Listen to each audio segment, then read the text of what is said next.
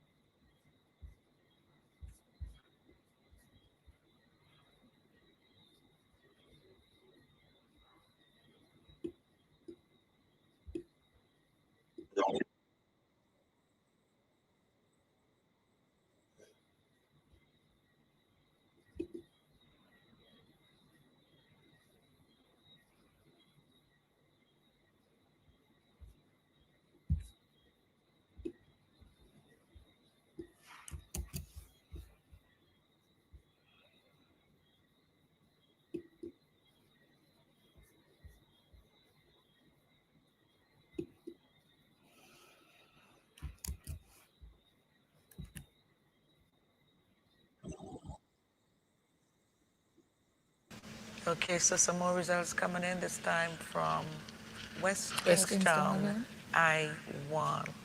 Yes, Teresa, we're looking at I1, that will be I1, and we see here in total 457 persons registered. That would be at the Dr. Jiffy Eustace again in Edinburgh. In total, 87 for Kisal Peters, the ULP. That will be 87, Kisal Peters, the ULP.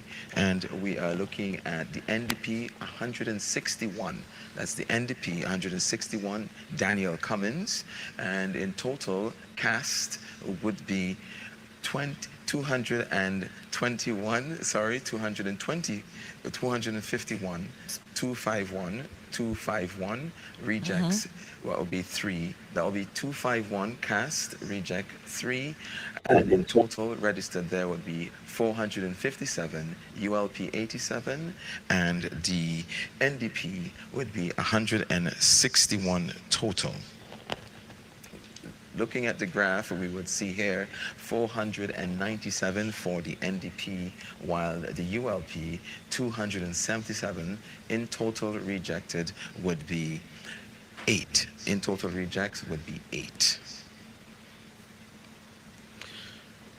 Okay, thank you. That looks like last time, I think. It does? Yeah.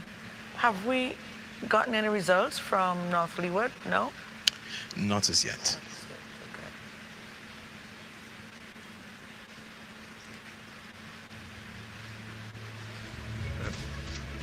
Okay, so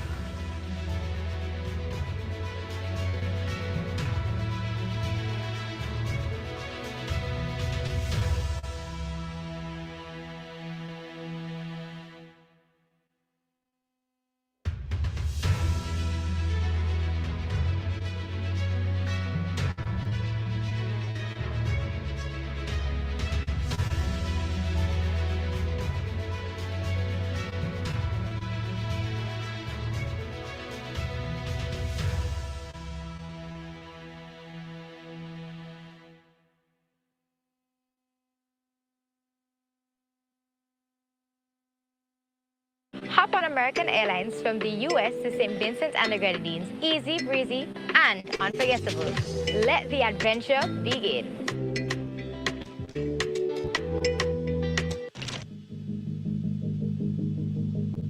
Take a deep breath. Breathe. Can you feel it?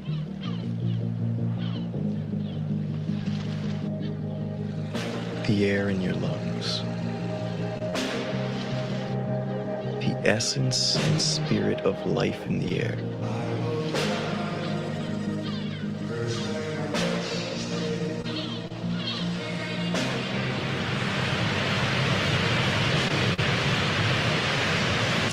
This is paradise.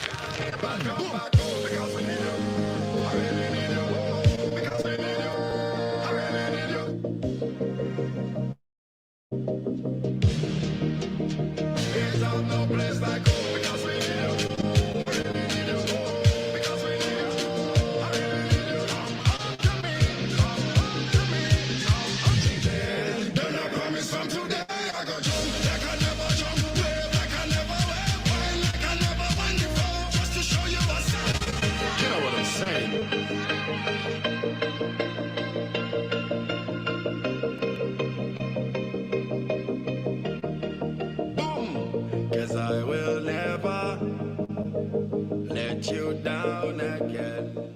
City Face got you tired? It's time to slow it down. Jet in with JetBlue and soak up the vibes of St. Vincent and the Grenadines. Relaxation starts the moment you land. Planning your next vacation? Let's make it unforgettable. Fly Virgin Atlantic straight from London to the lush, beautiful St. Vincent and the Grenadines. 32 islands, one paradise. We'll see you soon.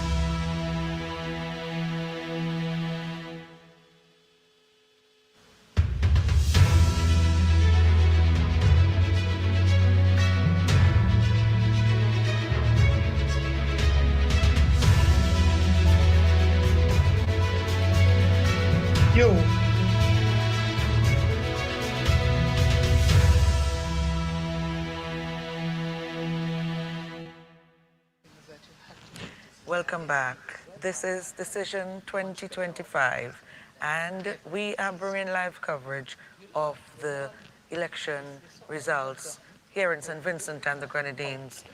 Welcome back, gentlemen and lady. We have some results that we will go straight to. Indeed, thank you so much, Teresa. We do have results, and that would be in West Kingstown. West Kingstown, we are looking at, we are seeing here B, that would be B, D, that would be D, that would be Kingstown Government School, Stony Grounds, and we're seeing 343, 75 ULP, 138, cast would be 216, rejects 3. Rejects 3. There are also, we have no other in this area, just those. We do have North Windward coming in as well. So we are looking at North Windward. North Windward, we do have Central Windward. Unfortunately, it has not populated, so we would be North Windward. North Windward B. My apologies, that would be North Windward B. North Windward B, and that's the government school in Owea.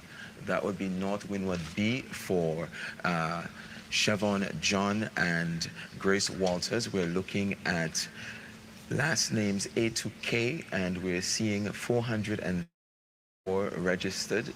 We are noticing the ULP at 112. That's 112, 112. The NDP at 239. That's the NDP 239. Cast would be 351. Cast 351. This is North Windward, Siobhan John, and Grace Walters. Central Leeward A, I gather, is ready? Yes, we do have Central Leeward A. This is at the Learning Resource Center in Barrowley. That's A to E, 400 total registered there, and we're seeing the ULP for Orlando Brewster at 140, while the NDP 124. 124, that's 124. Cast would be 264. Cast 264.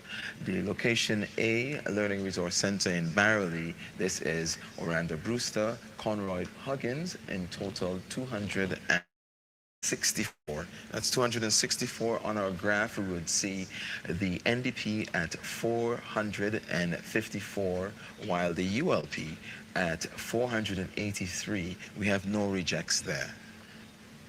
Teresa? So that's Barley again, and like I said, Conroy is from Barley, but he's from the part of Barley he's from is interesting. The part of Barley is from, when you saw the earlier votes, that was his. And we have some results. We have North Leeward. Do we? I don't see anything there. North Leeward H1. We would have been told that there is North Leeward H1. However, on my screen, it has not been populated as yet, so we are still awaiting results for H1. We're still awaiting results for H1 to come in. We do not have that on our screen as yet. However, you can see the graph. For North Leeward. We're looking at the graph, and we note that there are no results coming in at this time, and no results coming in at this time. South Leeward? Let's go to South Leeward. Definitely, let's go to South Leeward, and we would be looking at polling division H1. Polling division H1, the secondary school in Camden Park. We are seeing a new which is with the are challenging Nigel Stevenson. This is Doris Charles. Doris Charles is in this area. We're seeing in total H1, the secondary school in Camden Park, registered 302. That's 302. The ULP, who is represented by Granville Williams, that will be 34, 34, while the NDP, and we're seeing 135. That's 135, Nigel Stevenson, NDP, and for the IND, Doris Charles, 0 in total cast 169. Total cast 169, and on our graph we will see here we see 135 and 34 for the ULP. That will be 31, and NDP represented by Nigel Stevenson, Doris Charles, IND, Doris, and the ULP, Granville Williams. Check the comparison. We also have some results coming in from Mariaqua F. What would be F1? This is the first for Mariaqua. F1. This is the first for Mariaqua, and this is the first result for Mariaqua. No, we actually had some before. From before Mariaqua A. To be specific, sorry, Mariaqua A. This is the second result. So this is second set of results. Second set of results coming in. F1, government school in Canaan, and we're seeing the ULP at 105. In total registered in this polling station is 367. The NDP 113. In total cast vote will be 219, 1 reject. That will be 219, 1 reject. Our graph shows the NDP, Philip Jackson, 246, and we see the ULP, 206, while we have the rejects at 2. That will be at 2 results. And that's it for now? Yes, that is it. So Peter, what are your thoughts? From what I'm hearing, and my apologies for stepping off for a while, there clearly is a swing away from the ULP. And as I said initially, the reality currently is that the ULP cannot tolerate a significant swing, and it looks as though it's significant. So even if they were to contain the swing below 5%, they're still looking at a loss of government. And the reality is that the one safe seat that the Labour Party has would be Dr. Gonzalez's seat. All of the others are within a 5% margin in terms of win or loss of the electoral swing. And that's what presents a challenge in this election. So the early results I'm hearing do not convince me that the ULP has been able to resist the swing. All right, so which means that there's some difficult conversations that we have to have as the night goes on in terms of the future. Any more results? We have results? Unfortunately, there are no more results at this time. Okay. It's still early. It's still early days. It's still early we don't, and yes, it could be buoyant. There must be some surprises coming up. I know. Well, we don't expect any surprises. It's true, but you know what? What I've always found in terms of election data is that if you have a swing reflected in a polling division, invariably it's manifested in the constituency and it's manifested nationally. I think it's unlikely. Okay, let's set the Grenadines aside, because I expect that Grenadines is going to behave very differently.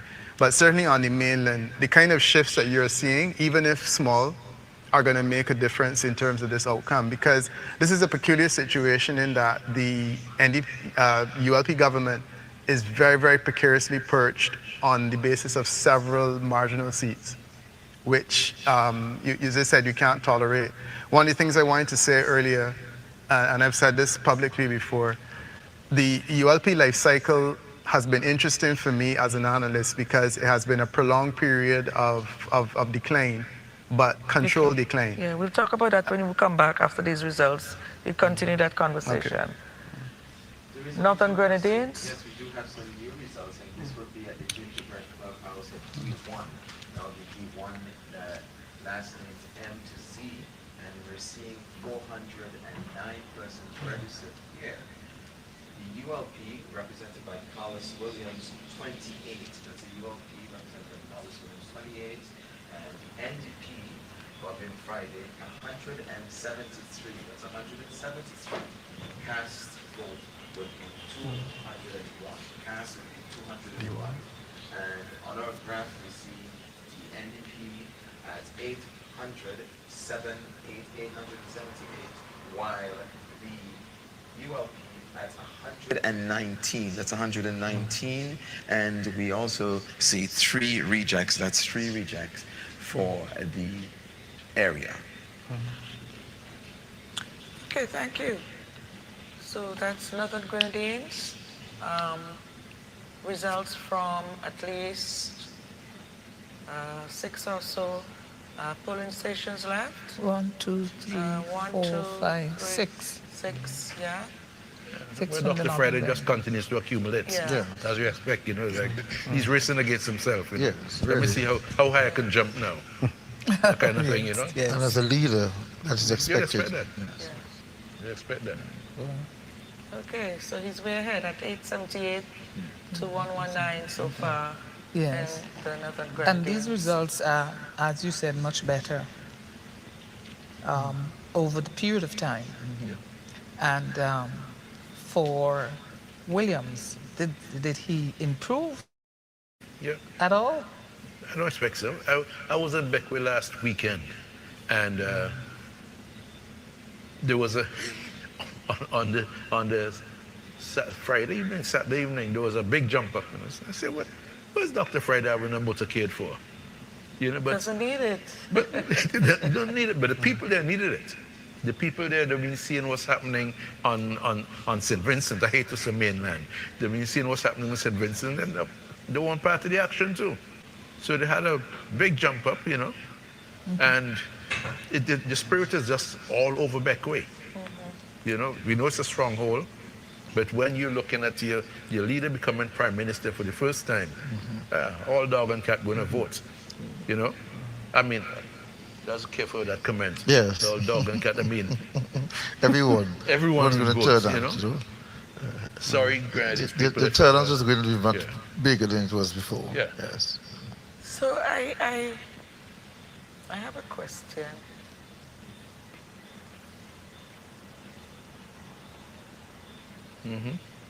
Yeah. What's the question? I have a question. Won't we get to the results at a swifter pace in last election? Much swifter. Yeah. Because what happened with last election, the first hour, Yeah. as a matter of fact, we went to the first hour plus in a Yes, lot of discussion. yeah. And then when the results began to come in rapid fire, Yeah. this time it's slow, it's a slow pace, and that. There was some rain too also that would have Don't forget what happened, that some of the polling stations were so heavy that you're counting. You may be still counting at this time. Yes. You see, the turnout is so much that Yeah. there's a lot more. You may be still counting and making sure that you've got those ballots, correct? Yeah, because it's not yet 8. It's for 7:30 now. The turnout seemed to 7:41. be the same as last year. Last election. The turnout? It appears to be that way from the results we're seeing. There's no massive difference in the number of persons voting. But I guess if you look at the elections, you do comparison. Country split right down the middle. Yes. With the opposition NDP having a majority numerically. Just that we have a first past the post system. Yes. They actually got more persons. So, and if they can build on that, it can be ominous for the ULP. Yeah. It could be interesting because it's still Because early that days. was the first election that they got the majority since 1994. Was the last popular vote. The popular vote was with the ULP. The emergence and the research, the surge Yeah. of ULP in 1998. Yeah. And then they maintained it in 2001, 2005, and it started. You saw a small slide in 2010 with 8.7, and 2015 with 8.7. So you would have seen, you know, along those lines where this is a fluxion of time, you know, and the change in the electorate as well. But it's And very, as you said, it's unprecedented. Where would you have had any? There's some more results. Yeah, Eastern George. Eastern George. We do have new results coming in for East St. George, and we are looking at that's polling station B in Belmont, the Belmont Methodist Church, and we see A to G, that's 404, where we the ULP at 107, the ULP 107, the NDP 147, NDP 147, cast votes it's 254, cast 254, and B1, which is still the same area. Yeah. And this Eastern George would have had added polling stations, and B1 we see registered here 357, the ULP 84, the NDP 129, the NDP 129. Cast is 213. That's 213. And in the same area again, as we have had new polling locations. It has been increased in Eastern George. It says B2. B2, and this Okay, last so name. so Marvin, let me 229. Sorry, Asher. Yes. 229 votes were cast. That's 126 for the NDP. NDP and 103 for the ULP. Correct. Yeah? Correct. We're going to be looking at other polling stations numbers that came in, and this would be F2, which is the health center in Glen. This is at the clinic in Glen. This is P to Z. We're looking at registered persons here, 422. That's 422.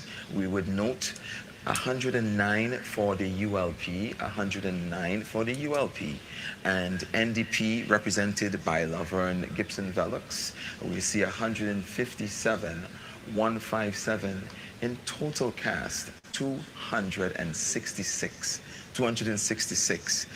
We see for the community college at the location G1 in Villa. This is K to Z. In total, registered here is 338. 338, ULP 80, ULP 80, that's for Camelo Gonzalez, George, and NDP 112. The NDP 112. Total 192. Total is 192. No rejects in this. I'm going to go back to the front, to the top, and you'll be able to see from B, B1, B2. We have here, you can see it on the graph, in total 710. At 710, the ULP 679 in total rejects 3. Those are figures in the areas where ULP has been strong. Labour has always been strong, and it has always been strong at that polling station and the clinic. And if you lose at the clinic, which is a certain area of Vale and Fairhold and Glen, if you lose there, then you know you're going to have problems. And if you lose those are strong labor areas, you know that you're not really doing well. Yeah, Laverne Gibson Velux is once again putting up a very spirited and challenge to Camilo Gonzalez. She was a first-timer last time, and she did remarkably well. And I've told my narcissists that, look, she did well first time not because they were not her votes. They were the party's votes. But since then, she stayed in the constituency. She entrenched herself in the community. Yes. She has the time. Camilo Gonzalez, the incumbent, is a finance minister. He has to work, and he has to find any time extra, and he has to find extra time to get into the community. That's a challenge he has. And so Laverne made sure... Capitalize. She capitalized. Vulcan, she's very present. I want to talk about that, where constituents always want to see, they must have the presence of the representatives. Well, of course, we'll talk about that. But they're called representatives. We're gonna take some results, and then we discuss that, because I think it's a very important factor. It is. So next results. We do not have results at this time. We have F2, which we are seeing here in Glen. That's at the center, the clinic, which we would have noted 422, and we would have noted for the ULP 109, that's 109, and the NDP 157 as noted before, and in total cast 266.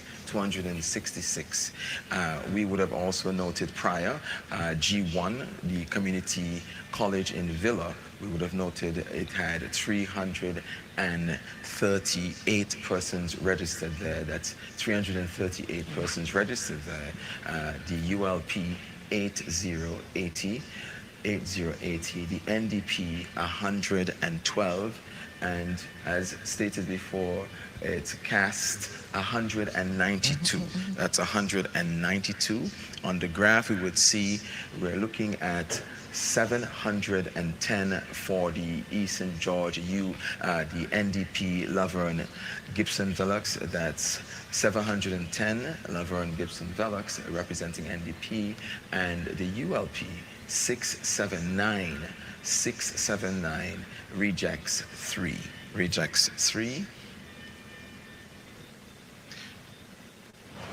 Okay, that's it for now. Yes. I wonder if we can get some more volume on your mic, guys. I think his mic is sort of some more volume on his mic. Yeah. Central Leeward and Western George.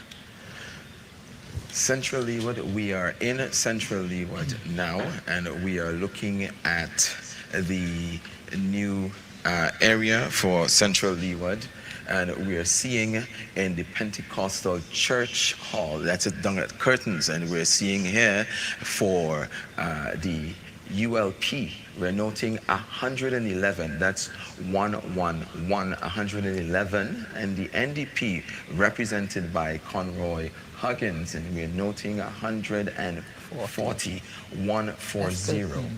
Cast 253, rejects 2. We also have I2, we're looking at Pentecostal Church I2, as I know, we're looking at 313, and we are seeing the ULP at 85. The ULP at 85, 116 for Conroy Huggins, 116 for Conroy Huggins. In total cast would be 202, 1 reject, 202, 1 reject. The graph will show you here 710, and we are noting 679, reject 3. Can we go back to the image we had before, please? No problem. The very last one we had, because Conroy Curtains. Huggins is a Curtains man. That's his home. He came out of Curtains. And so I'm not surprised that he is doing. As a matter of fact, I would hazard I shouldn't say that Brewster Did well. has done well. Well, UNCUT, eh? UNCUT, Yeah, yeah. because you come into my neighborhood and you could be close to me, you're doing well.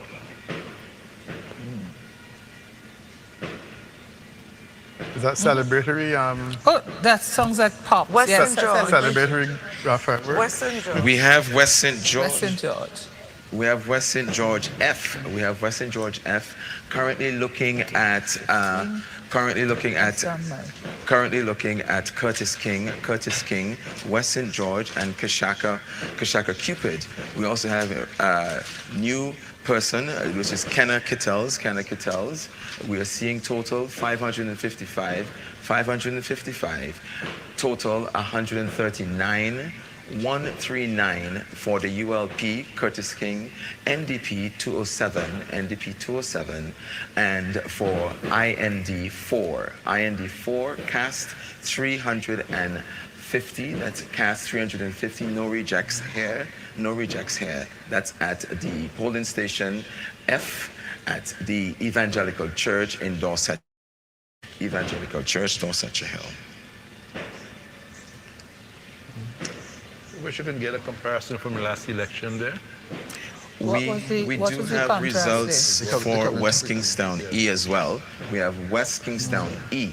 We have at the Faith Temple Church, New Montrose, Faith Temple Church, A to J, 400 persons registered here, and in total for the ULP, 67 ULP Kissall Peters, and the NDP 158. That's the NDP 158. Cast would be 226. Cast 226, one reject in this area. We have been looking at the graph. You would see the NDP, Daniel Cummins, 886, that's 886, and the ULP, 468, the total reject, 12. That's Montrose. Any surprises there, Renee?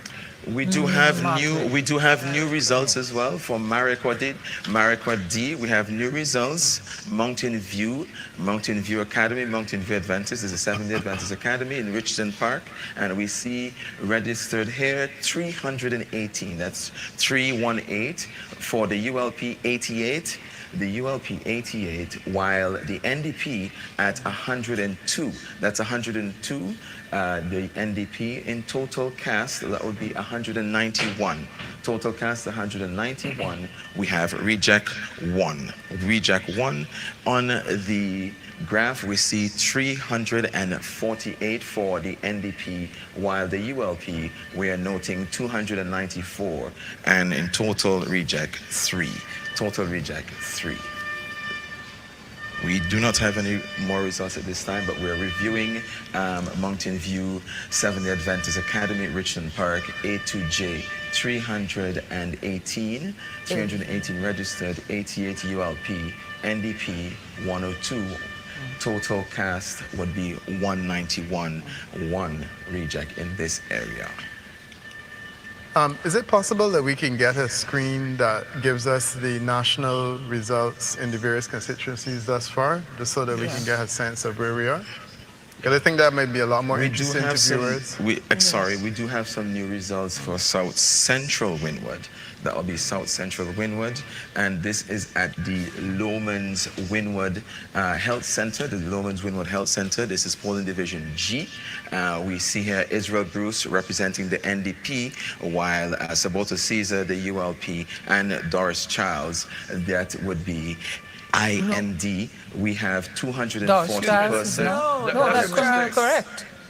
That's Mr. Doris Charles in South Doris Leeward. Charles is South Leeward. We have 240 persons registered here. 240 persons represent here. And we are looking at the ULP at 65. The ULP at 65, the NDP at 93.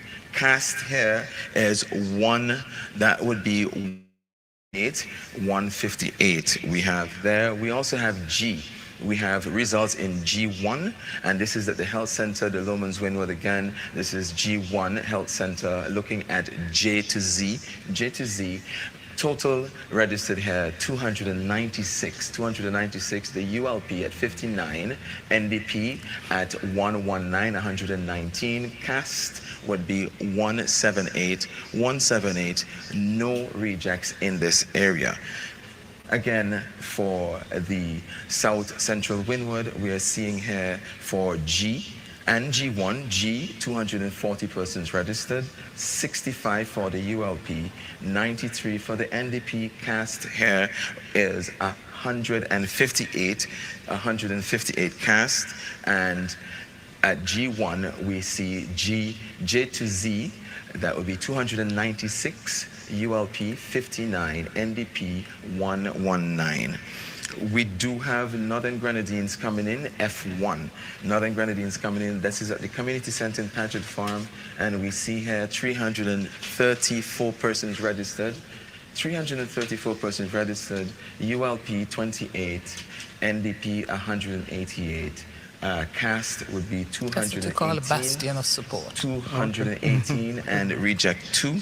Reject 2. We are noting on the chat, we would see 1,066 for Godwin Friday, Northern Grenadines, while the ULP 147 and 5 rejects. 5 rejects. Northern Grenadines, again, we are noting the new information coming in for the Northern Grenadines.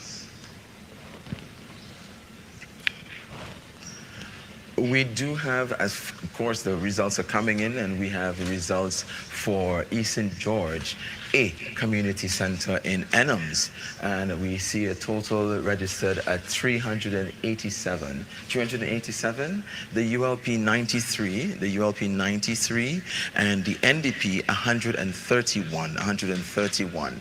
We total cast 224.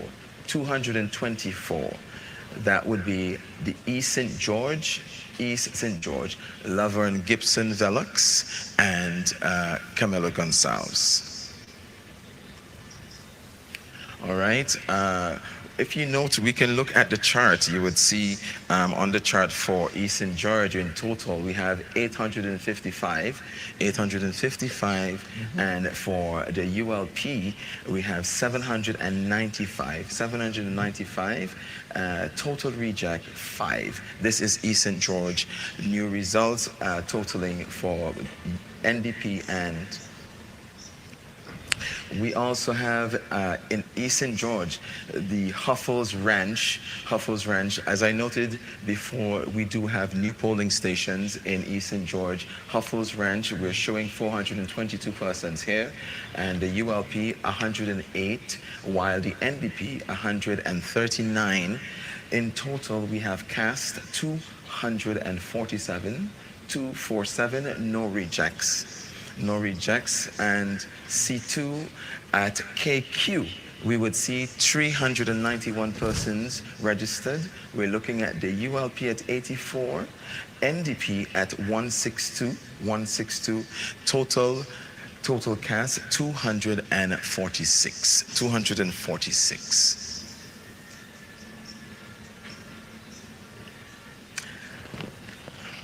Ms. Daniel, I turn back to you. Thank you. Yes. Your thoughts? Well, my thoughts are, from the time you start losing in East St. George, in the areas that are always strongly supportive of the ULP, then you're going downhill. You're definitely going down. Is it toward turnout? Well, the turnout is not very good at all. It's 50 to 60%. yeah, The turnout was not good, you said? yeah. No. So there's always this belief that once you have a huge turnout, it almost always indicates Yes. that there's going to be a change. Change. Yes. Yeah? Your thoughts, Peter, on this? Yeah, but as I was saying earlier, it's a complicated explore, especially when you don't have accurate data on what the participation levels are, which you don't. As yet, we don't know what the electoral office will tell us in terms of the turnout, and we also don't know how accurate a reflection the turnout is. What I was saying earlier was that I have found over time the ULP support has contracted, less because people have converted and voted otherwise, but because a lot of their supporters have not participated in elections. So if you have a situation where NDP supporters are participating, ULP supporters are not, it may appear as though there's a turnout election and so on, but that's not necessarily the case. And my sense is that that pattern has continued. And I picked that up 2 elections ago, where there was a distinctive disinterest in participating among people who were ULP supporters. When you're in power for 25 years, your supporters will die and may not necessarily be replaced. And the reality is that St. Vincent the Grenadines is a very different place now, and a number of young people who have grown up in a different environment and may not necessarily feel as obligated to be Labour supporters. So I suspect that there's a participation disinterest among a number of persons who are, presumed to be Labour supporters, and that's a factor, more so than conversion. Because, as I said, if you look at it, 45% for both parties, it tells me that that has not really changed significantly, and the movement that you've seen is within a few percentage points, which is not an overwhelming number of people. I had done some analysis of it, which I presented some time ago. I think I published in the last election. ULP has grown their support, the NDP has grown their support by 5% since 1998. The ULP has lost 5% of their support. The situation is different in the Grenadines. In a population this size, 5% over 25 years is really neither here nor there. So for us to expect it to be manifested in terms of a voter turnout and a massive number of people voting, that's not going to happen. We are counting tens of voters that have very specific issues and concerns. And against that background, tonight is entirely predictable, because the lesson for me is in the last 5 years, where you've seen the numbers drop, the swing has contracted, consistently over time. And the last election was, to be honest, I think that if it was not COVID, the situation may have been very well different. And we may have been looking at what's happening tonight on the previous election. 2020. But COVID held off the inevitable. And I think that we're seeing it manifesting tonight, because it's not going to take a lot of contraction for us to have a significant change, because there's so many seats that are bunched, among the marginal grouping. But it's going to be interesting nonetheless, I see you shaking your head. Yeah, because if you, I recall explaining to some people, I said that your support, you will have that base, but in order to continuously grow that, you will have to nurture new support, the new support that's coming on, because a child that opened their eyes in 2001, they're 25 years old. They're 20 years old, they've known no other government with this. And also they're different from the traditional supporters in 1998 and 2001. They're different supporters. And they'll be looking at different things. And you're not the only person speaking. There are other people also speaking. How attractive are those persons? What those persons are saying. Is it more persuasive? Is it more interesting? And when you say this change, you see that word? You go back to all the elections where... And yes. That word, change. 1984. 1984. Yeah. I recall that very distinctly, 1984. We have some results. We'll continue this discourse. Some more results. We do have some results for East St. George. East St. George, polling station E, Calico Town Hall. And we are seeing A to Z for last names here. And we're looking at registered in this area at 430. That's 430. The ULP, 114. 114, while the NDP 117, 117. In total cast, that's 291. 291. Again, this is East St. George, polling division E, and this is at the Calico Town Hall, looking at cast 291. Again, Linton, that's your whole constituency. Yes, you see, we've never won. The ULP never won the NDP never won in East King George, in a polling station of Calico, until I went there. And I was able to hold on to that polling station. Yeah, that Calico polling station is Yes. And Because now, Calico, man. well, yes. So what has happened? I'm not surprised. with that particular not number is surprised not at all. surprising, no. Not surprised. But Lavon Velix is doing remarkably well in the circumstances. Kamalo had a very spirited campaign, and one that gives the impression that he could have made it. But I think that, as you say, you are not seen. When you are in a political party that seems to be going downhill, you have to be seen. And you're coming to that point, people have to see you. For some strange reason, you tend to think that by having this emotional attachment to you, it's far more than an infrastructural project that you see. You see, the projects are there in East St. George, level and Velux far more. You know, she was always there. Always. Do you think we'd ever get away from that kind of No, you politics? won't. It will take some time. It will take a lot of You time. know, I'll tell you when it will happen is if, for example, the person benefited from it this time, Mr. Lavon Velux, does not perform in the same way. If you've been seen, but there are no projects, then you'll have a problem. You see, it was because what has happened is that politics is personal. And if In a small, very small country. Personal, And we're a small country. Yes, we're small. And if you don't have that personal contact, Connection, yeah. these infrastructure projects are not really going to have that major impact on the individual. Because, for example, you may have the worst roads in the world. You have the worst roads across by your house. But if you, as an individual or family, seem to be doing very well, that is more important to you than having a bad road, you know? So having a bad road is not that important as being able to develop as a family. Do we have results from North Windward? North Windward results? Yes, Teresa, we do have North Windward G and G1. That's G and G1. This is at the Langley Park Government School at G. We're looking at A to J, and registered here 404. Registered is 404. We see for the ULP, Grace Walters 134. Grace Walters ULP 134, while Siobhan John 128, 120. Cast here is 263, and one reject in this area. In G1, which is the same vicinity, we do see K2Z. That's K2Z. This is 352. 352, the ULP, 115, that's 115, 115 for the ULP, while the NDP, 125, cast 241, reject. That's reject 1, and this North Windward we'll be seeing on the graph.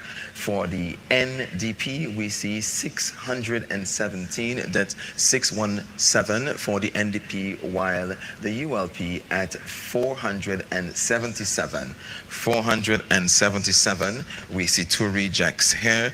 There are also new results at South Windward. New results. This is South Windward E1 to be specific. South Windward D1. This is at the Provenvale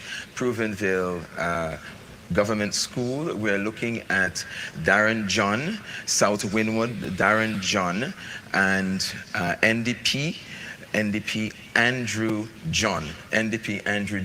We're looking at South Windward D1, Provenvale at 200 and persons registered here, 266 persons registered, sorry, and the ULP at 94. The ULP 94, while the NDP at 75, the NDP 75, cast 170. That's cast 170. Of course, these two for the ULP and the NDP are new runners, and they are seen here within D1, Proven Vale, 266 persons registered, the ULP 94, the NDP 75, total cast 170. No rejects in this area. No rejects in this area. We do have South Central Wynwood. We do have South Central Wynwood coming in E1. E1, this is at the Higher Lowman's Primary School, and this is Sabota Caesar, the ULP, and Israel Bruce at South Central Wynwood. This is at E1. Total persons in this area at K2Z is 384. That's 384. The ULP 104. The ULP 104, and the NDP 127. The NDP 127. Total cast 231, 231, 231. No reject in this area. We do have Southern Grenadines also. Teresa, we're looking at Southern Grenadines, and we're seeing the Clifton Government School. This is C, Clifton Government School, Union Island. Siobhan John and Terence Oliver. Siobhan Stewart, sorry. Siobhan Stewart, thank you. Siobhan yes. Stewart, Terence Oliver. We're looking at 503. 119, 119 for the ULP, and the NDP 152. The NDP 152 cast with the 273. 273, reject 2. Reject 2. Reject 2. And we're looking at the Mary Hutchinson Primary School, also in Union Island D1. We would see here K2Z. K2Z, total registered 491. Total registered 491. ULP 95. ULP 95, while the NDP 174. 174. Total cast 271. 271. Rejects 2. Reject 2. And we'll see on the graph where I think with just 2 polling stations left. We do have other results for South Wynwood. Okay, South Wynwood. Yes. We do have South Wynwood H1. That's H1. H1. And we're seeing that's J to Z. We're seeing 381 registered in to 381, and we are looking at the ULP 71, while the NDP at 147. The NDP 147 cast 219, 219, reject 1. Reject 1. And in H at the Sinclair Carapan, same area, A to I, we see 226 persons registered, and the ULP 51.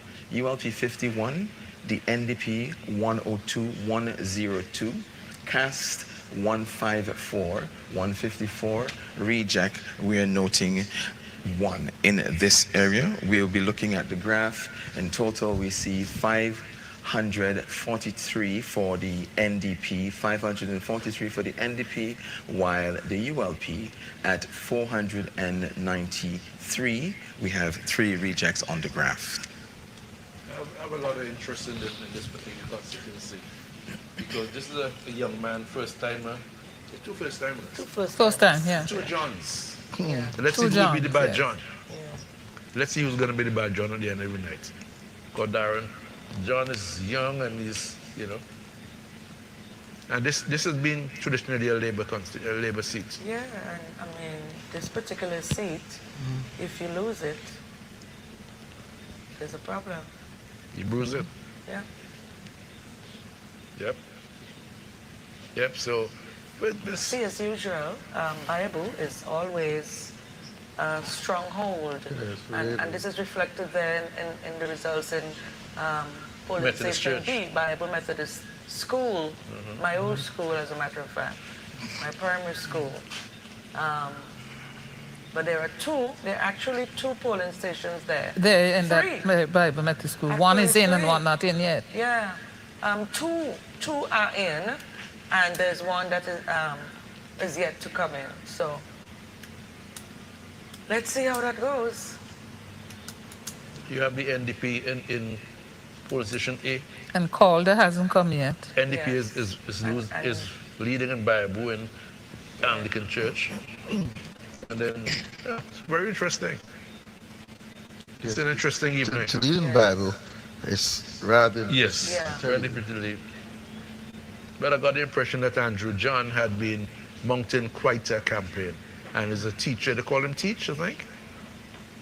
He's a retired teacher. The retired teacher, you know. Who is the He child taught teacher? at that school, did he? Huh? Did he teach at the Bible Methodist school? No, he's I'm retired. not sure. No, but what did he teach? What he taught? Did he teach in that school? He was a principal. Somewhere in Stubbs, I think. Stubbs. It would have been his last post. Yeah. So when you have... Well, he's done remarkably well in Bible. Yeah, he's done very well in Bible.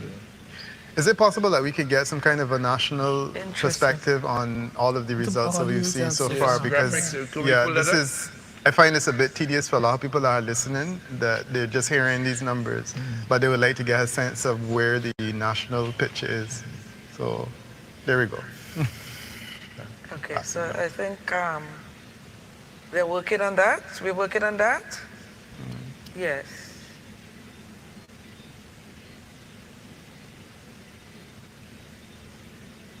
And there's no way we can get a comparative? Yeah, I think they're working on it. But meanwhile, I mean, you know, we got listeners here. I'm looking at the campaigns, right? Going back at the campaigns, because it's very important. And the elephant in the room, Eastern George. There'd long been a lot of complaints about the absence. About Of the representative. I'm going to say absence of the presence of the incumbent. Yeah. And you do a whole lot of work in the roads. I mean, they dug up Calico that I have thought might have been, more inconvenience than anything, and pleasure for the residents of Calico. Yes. Because it took years to get the roads fixed. And people get mad. People get mad when and this for all you politicians. People get mad when they see that that's before election, you're fixing a whole lot of roads. You know, you just woke up. And it's not easy. But Sol, the point I want to make, one of the important things I think for politicians is after you come out of a campaign where and everybody kitchen and eating with them and touching base with them, when you get into office, and if the NDP goes into office, they transient face, you have to put in place some structures where you must have a party office that operates, where people, if it's once a week or, you can't just be a minister. Nope. You can't just be a You minister. have to be a constituency representative, People didn't vote you to be a minister. parliamentary representative, and a ministerial representative. Nobody voted you to be a minister. What I noticed about people though is if they call, even if you can't help them, you say, yes, I'll call you back. And you may call them back. But if they call and they are unable to get you, it creates some... It's horrible. Yes. Some Where you all of a sudden? Yes. It's a problem. I'm struggling a bit with this though, because I'm hearing, for example, East St. George, you know, there are issues with roads and constituencies. This is a gentleman, he won the constituency 3 times, right? And then he's representing a government that has won 5 times. I think that we need to look beyond this whole question of looking into individual constituencies and saying done well because the person is not representing people. Yes. There's a national conversation. But I think that's you won it taking place twice. here. Oh, okay. Twice, not 3 times. Yes, yes. But the point is that he won it. And I'm saying that there's a national conversation here, which I think that we are avoiding. I don't know if we're doing it deliberately. No, I don't know, but I will avoid it. I mean, because I do think, and I've said this to a lot of people, this election has been a referendum on Dr. Gonsalves. He's an amazing man. He's done amazing things to people, done amazing things to the country. But after a while, people begin to say. And that's a conversation I'm anxious to have, because to me, what's happening is that you're finding a lot of constituents on the ground paying a price when I get the sense that Vincentians are voting nationally. And, you know, Dr. Gonzalez is a colossus. There's no question about that. The reality of the situation is that I think that there's an exhaustion that is basically being reflected in the results. And the way it works is that the weakest constituencies get taken down earliest. And that's exactly what we're seeing in the data. The ones that are less strong, less able to withstand that resilience, are the ones that are going. And to some extent, it really shouldn't surprise us, you know. So we were talking earlier about the campaign and saying in the campaign, I've heard the NDP run a change campaign for the last 3 elections. It's not the first time they did it. They ran a change campaign and lost. The last campaign that the former leader ran before Friday took over, he ran a change campaign as well. What is different about this one? I think this one is different in the sense that it's a longer period of time that Dr. Gonzalez has been at the helm, so the change thing seems to be resonating in a more serious way. Yes. You know? I mean, there's something that Dr. Gonzalez responded to all the time. You see, if you want a chance, play lotto. But that's precisely what NDP didn't have to come heavy on content. No, they just had to say, I want things that do this, we can do this, we can give you 50% off we need this, to get we can give somebody you duty else. free Yeah, this. yeah. You know, and you, the incumbent, can always curse and say how you can do it.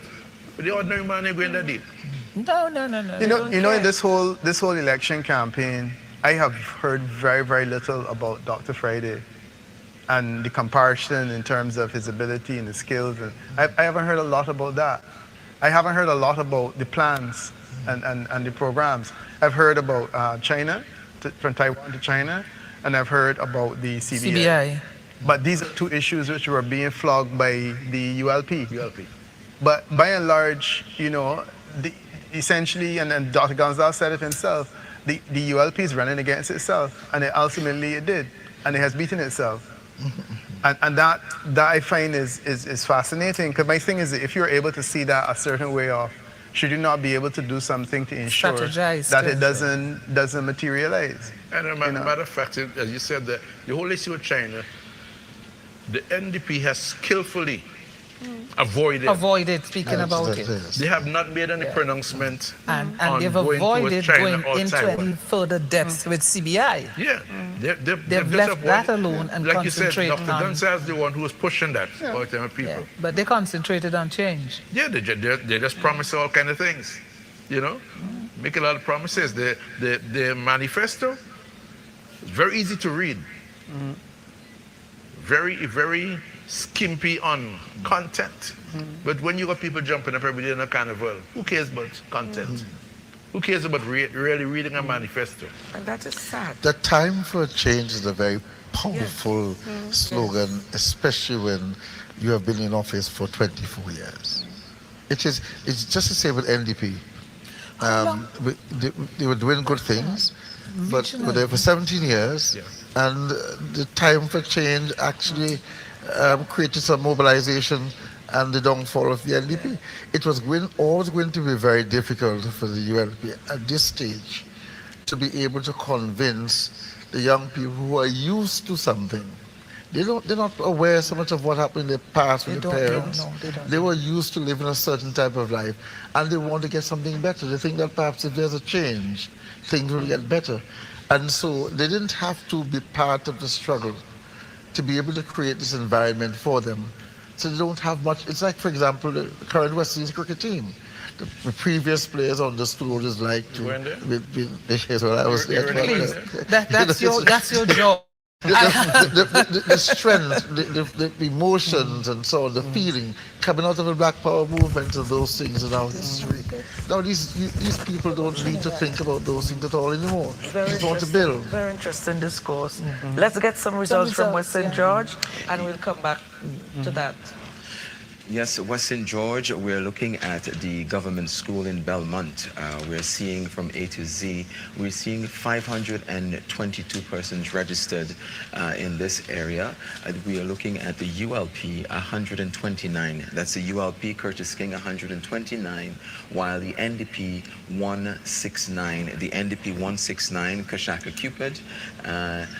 IND, Kenna Kittels. We're seeing her for the first time, and she has 666. We do have cast 306 cast and reject 2, 306 cast, reject 2, while we are looking also in D3 at the West St. George Secondary School, the West St. George Secondary School in Bel Air.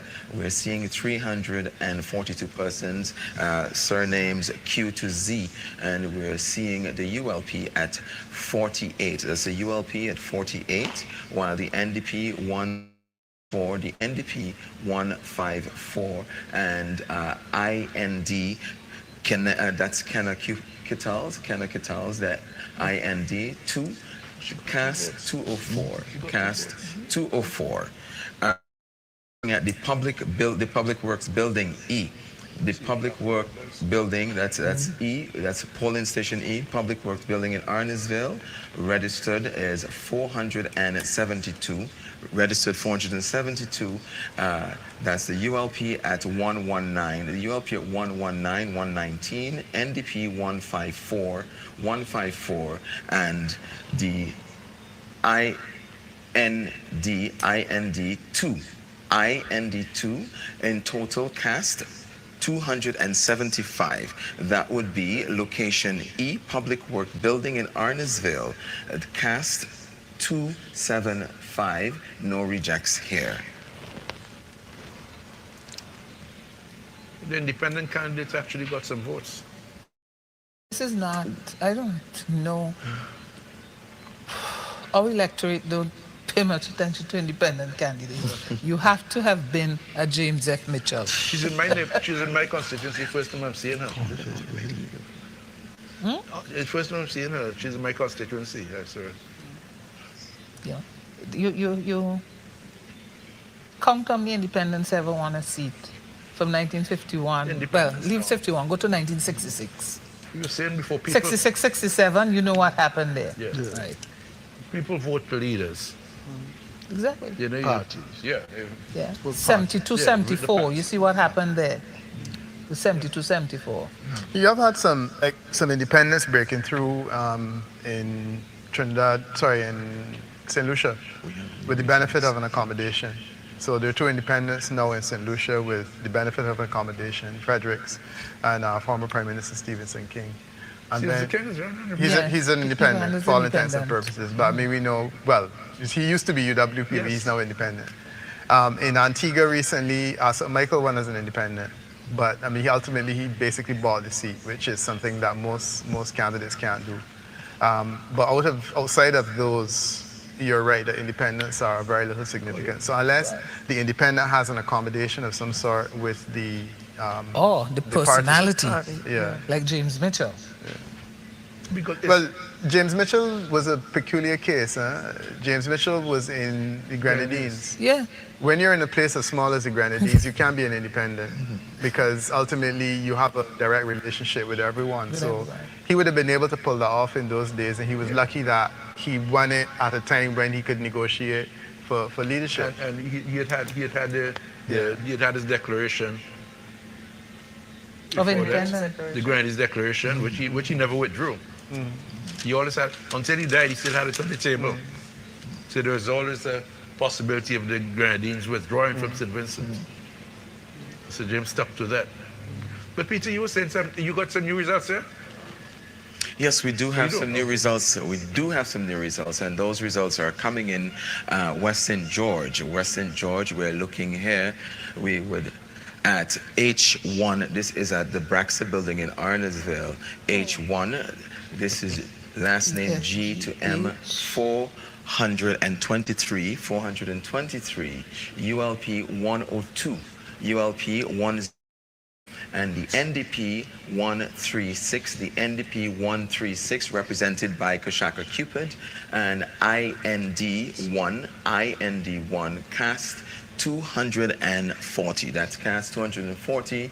We see one reject here. We also have Roy Summers House in Villa, A to Z, 200 persons registered, 218 persons registered, 44 the ULP, NDP 8080, and IND2 casted. We have 127, reject 1. We also have new results coming in, as you noted. You would see Juanita's Beauty Salon in Fountain. Juanita's Beauty Salon is Fountain, A to J. Registered is 429, ULP 118, while NDP 136, IND 6 cast 261. We are seeing one reject in this area. We are looking at the graph. The graph will show you 1,401 for the ULP, while the NDP 993, IND 29, reject 7 in total. What for the UNCUT?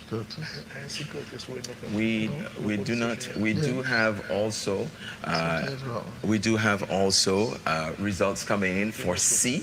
That's the Glad Tidings Tabernacle in Gome. We're looking at last names A to J, 445, ULP 133, NDP 139,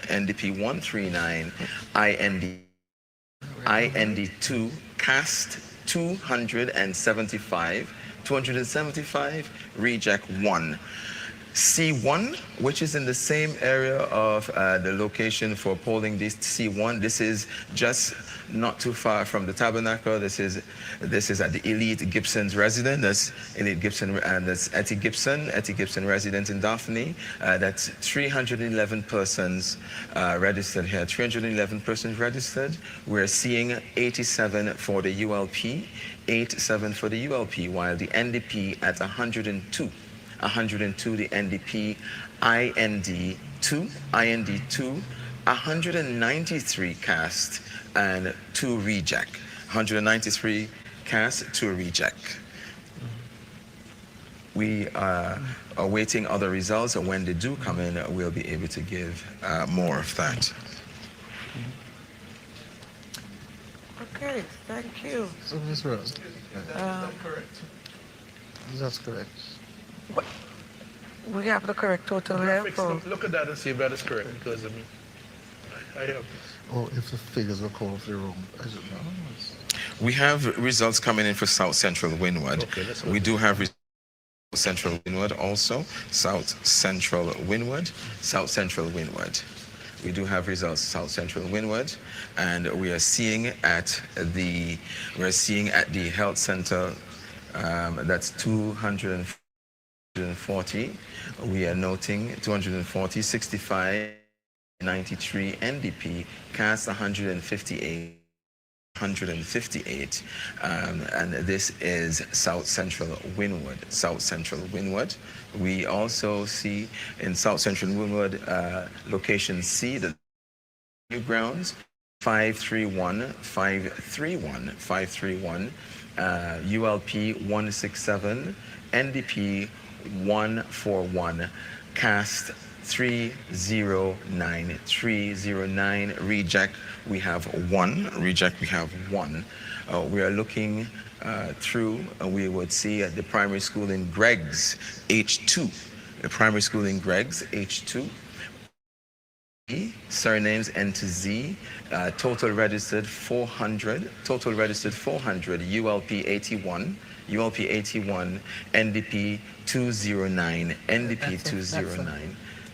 Cast in there. 291. Always. Cast 291. Rejects 1. Rejects 1.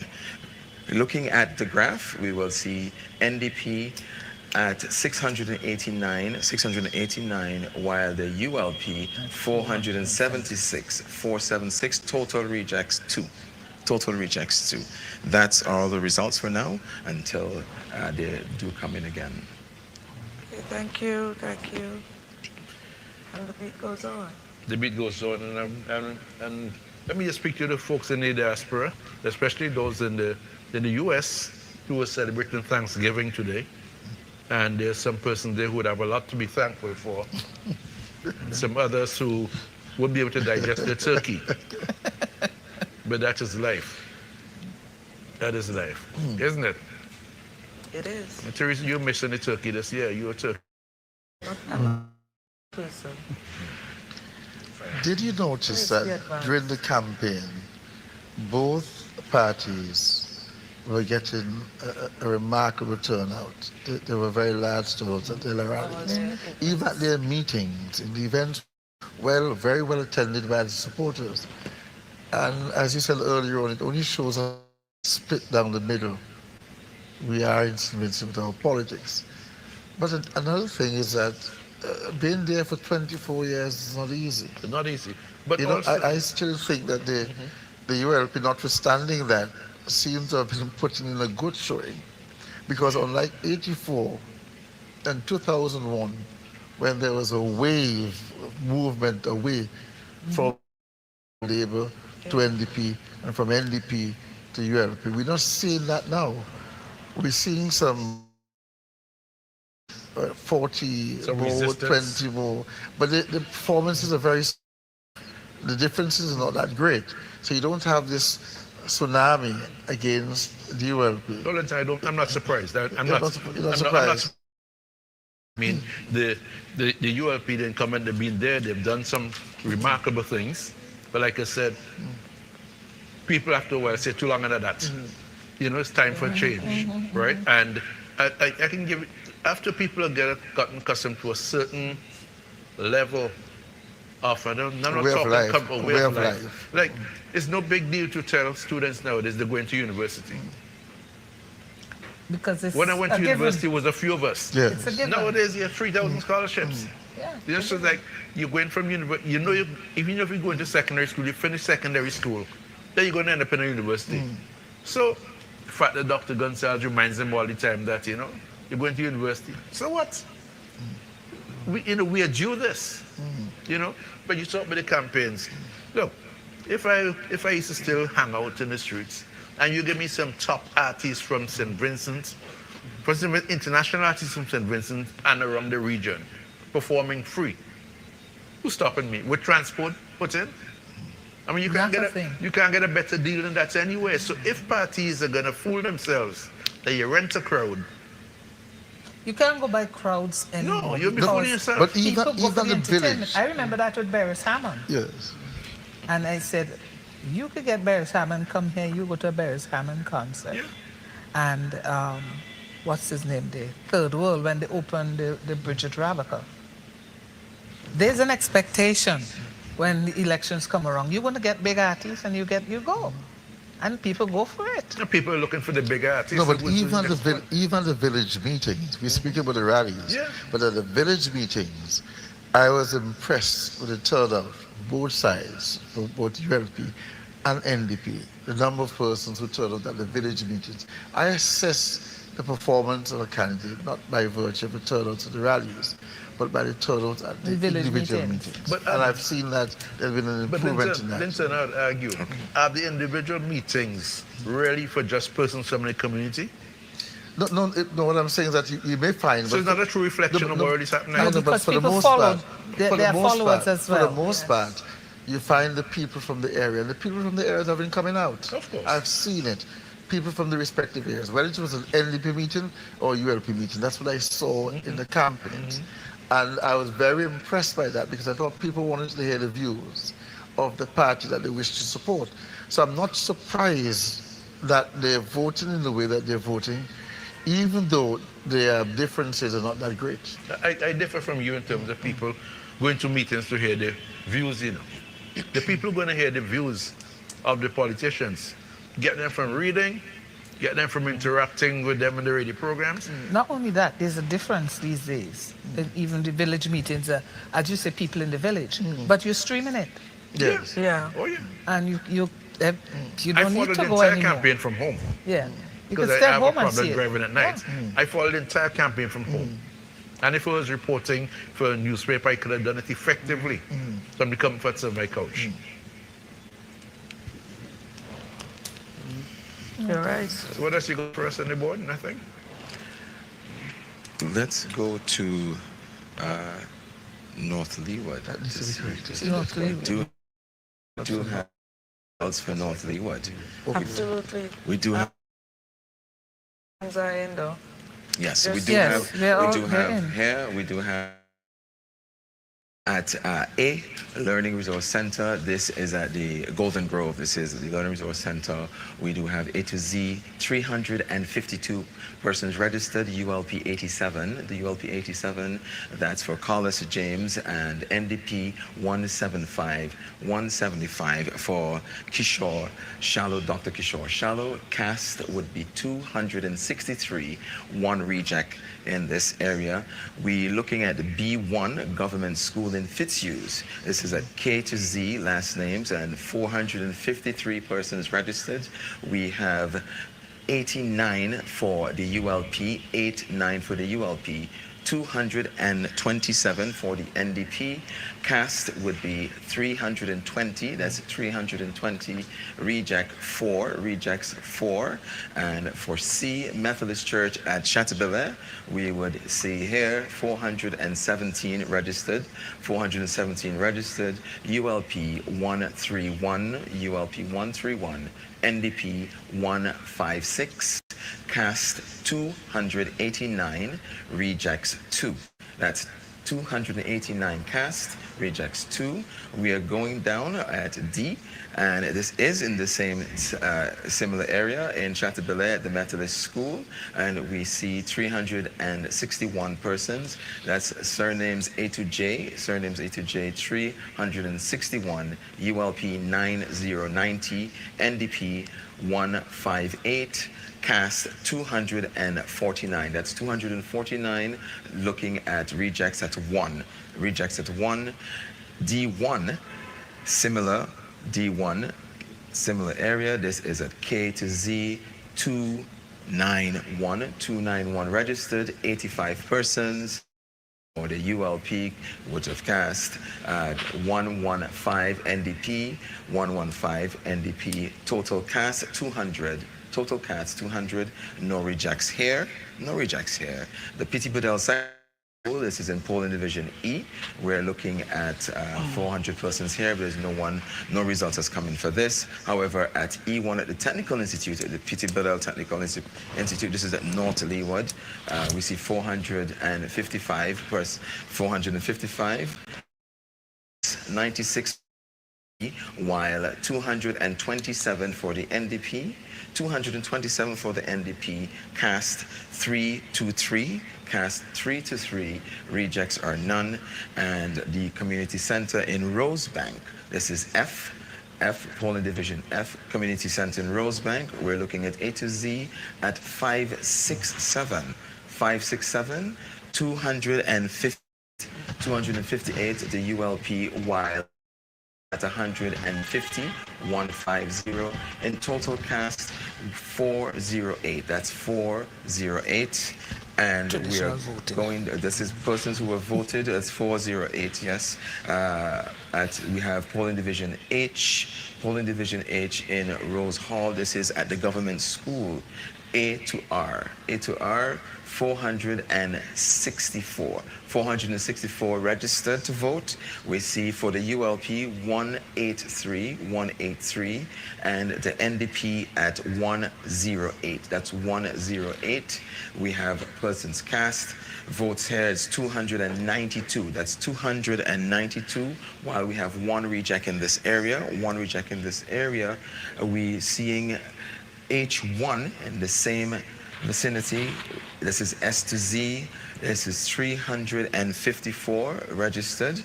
159 for the ULP, while NDP at 98, and cast would be 258, one reject in this area. We're going to be continuing down, and I has not come in as yet. However, J at the Methodist School in Spring Village, the Methodist School in Spring Village, A to I, surnames and register is 447. 447, we're noting at 34 for while the NDP at 184. Total cast would be 322 cast votes. That's 322. In total reject, we hear 4. Total reject 4.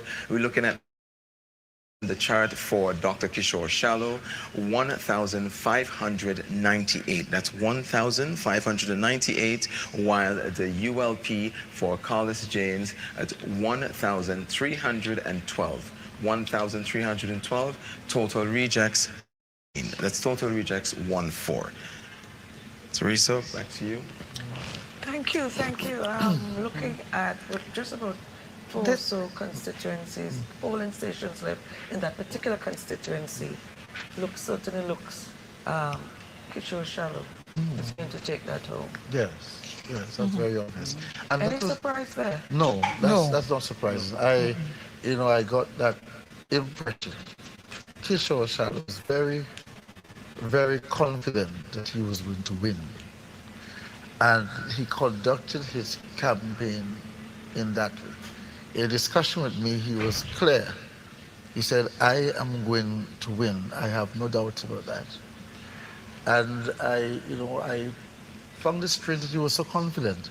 But I wasn't hearing the same thing coming from Carlos.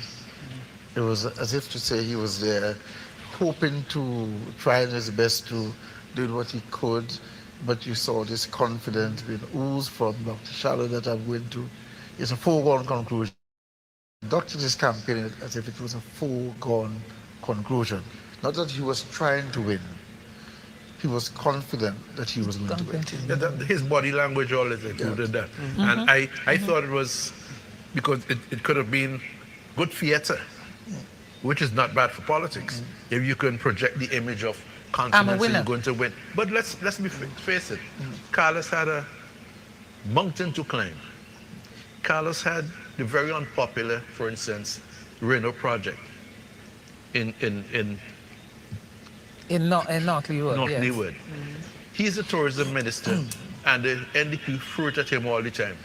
You're tourism minister, what are you doing for tourism in North Leeward, which should be the ecotourism capital? Poor Carlos he put up a good fight. He put up a good fight. He held the traditional labor stronghold. Oh yeah, of course. That's it. But he wasn't able to persuade or to pull votes. Fitzhughes. In that Fitzhughes, no, that would be a very great mountain to climb. Yes, but outside of Fitzhughes, he wasn't able to pull that support using his ministerial profile and getting so many firsts, etc. But it didn't translate in North.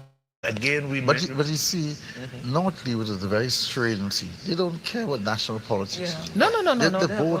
That's a separate whole. They are in a different country by themselves. They vote who they wish to. And I've noticed that Patrick Matthews actually gave to the Pettibone area, where Patrick was from. And he just transferred it by his support for Dr. Shallow. And transferred it. He was there with him. So he didn't have a problem getting those votes that were passed from Patrick Matthews. Bearing in mind that what was the margin in the last 2 elections? Yep.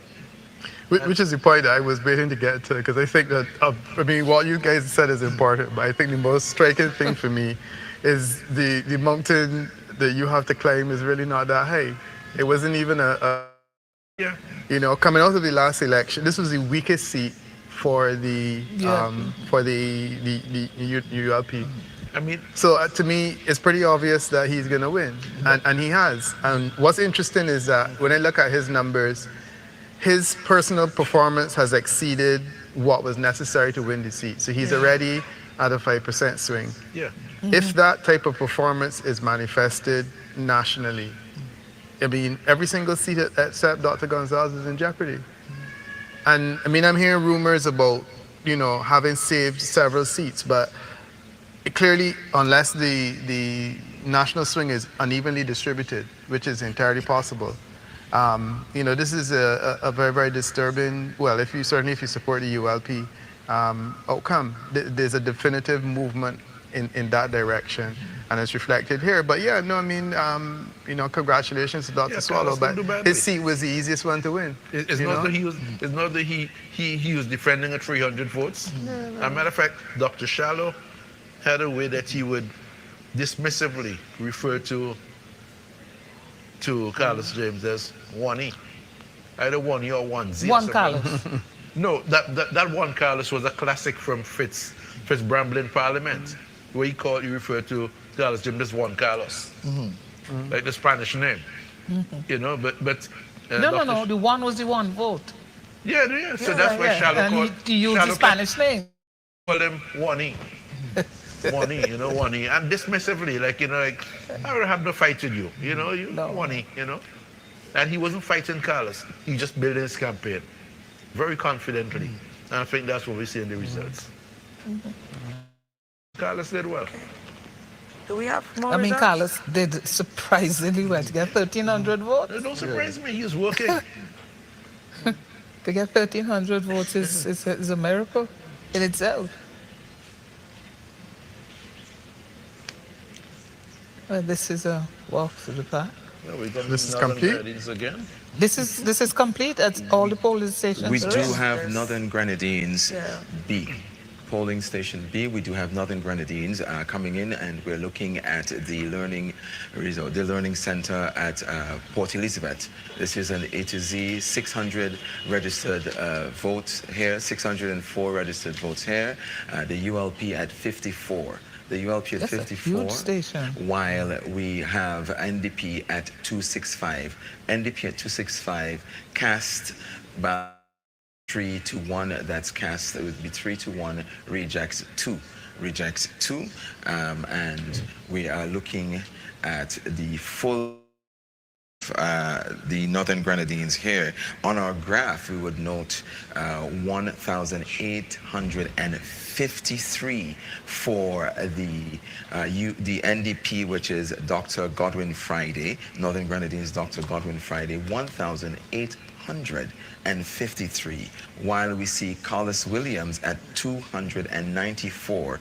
Total reject here, 11. Total reject here, 11. What was his last score? What was his last? He lost his deposit. Yeah, he lost his deposit. What is his last numbers in 2020? Let me have a look. So, Even Kill you, the camera. when these chairs give all your insurance money. What happened to the back? It just fell away. Yep, I didn't even get back on it. Yeah, I know it. Yeah. Is something that can be reattached?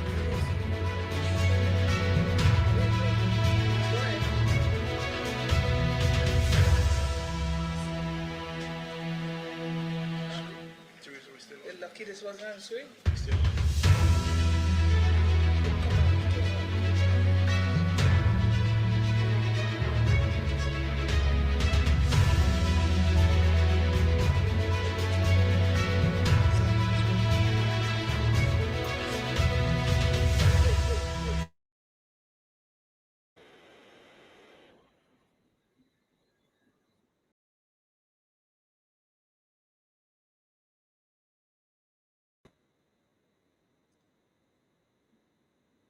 Hello. Good evening, good evening, good evening, good evening.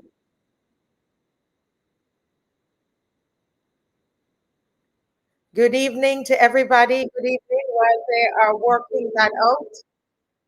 Good evening, everybody. Oh my goodness. I tell you, I'm hearing from where I'm staying a lot of,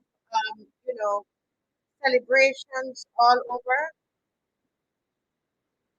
And lots of celebrations all over, all over. I'm hearing horns are blowing. I'm here waiting on a ride, folks, because I want to go where the celebration is happening. The plan is to share with you really everywhere that there is a celebration is happening, that we share that with you. Okay, that's the plan. And I'm not you know, I'm not the very technical one, so I'm trying to get rid of the music that's playing because they are fixing something in their studio. Okay.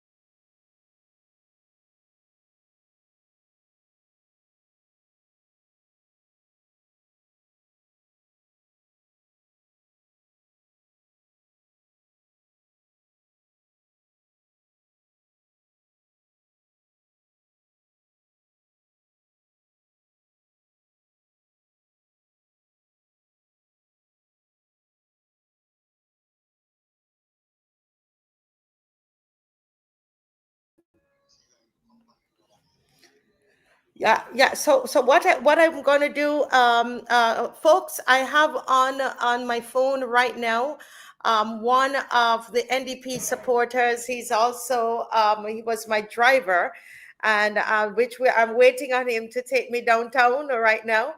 But he's going to come on, and he's going to tell you what. Why don't you hang up and let me call you back, Bob? All right, good. Yes, folks, you are some people. Listen. Lots is happening. Somebody says Mia's personal in St. Vincent can stay there. It is just jubilation all about, and I am seeking at this hour of the night. It's 9 o'clock.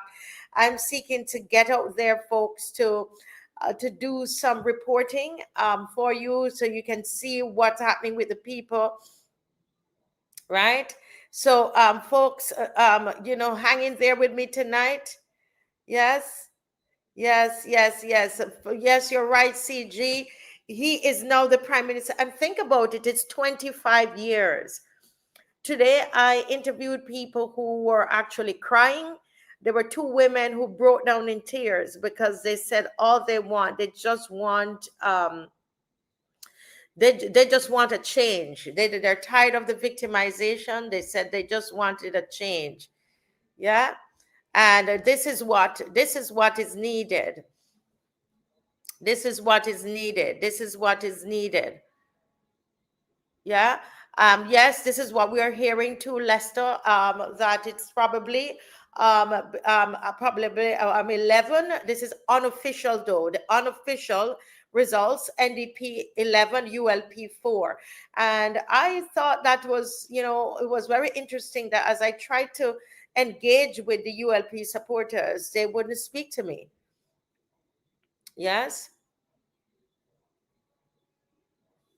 Yes. Okay. Let me go ahead and give my people a call. Let me give my people a call and get them in and let them talk to you about what is going on. Just hang on. Let me try and get them in.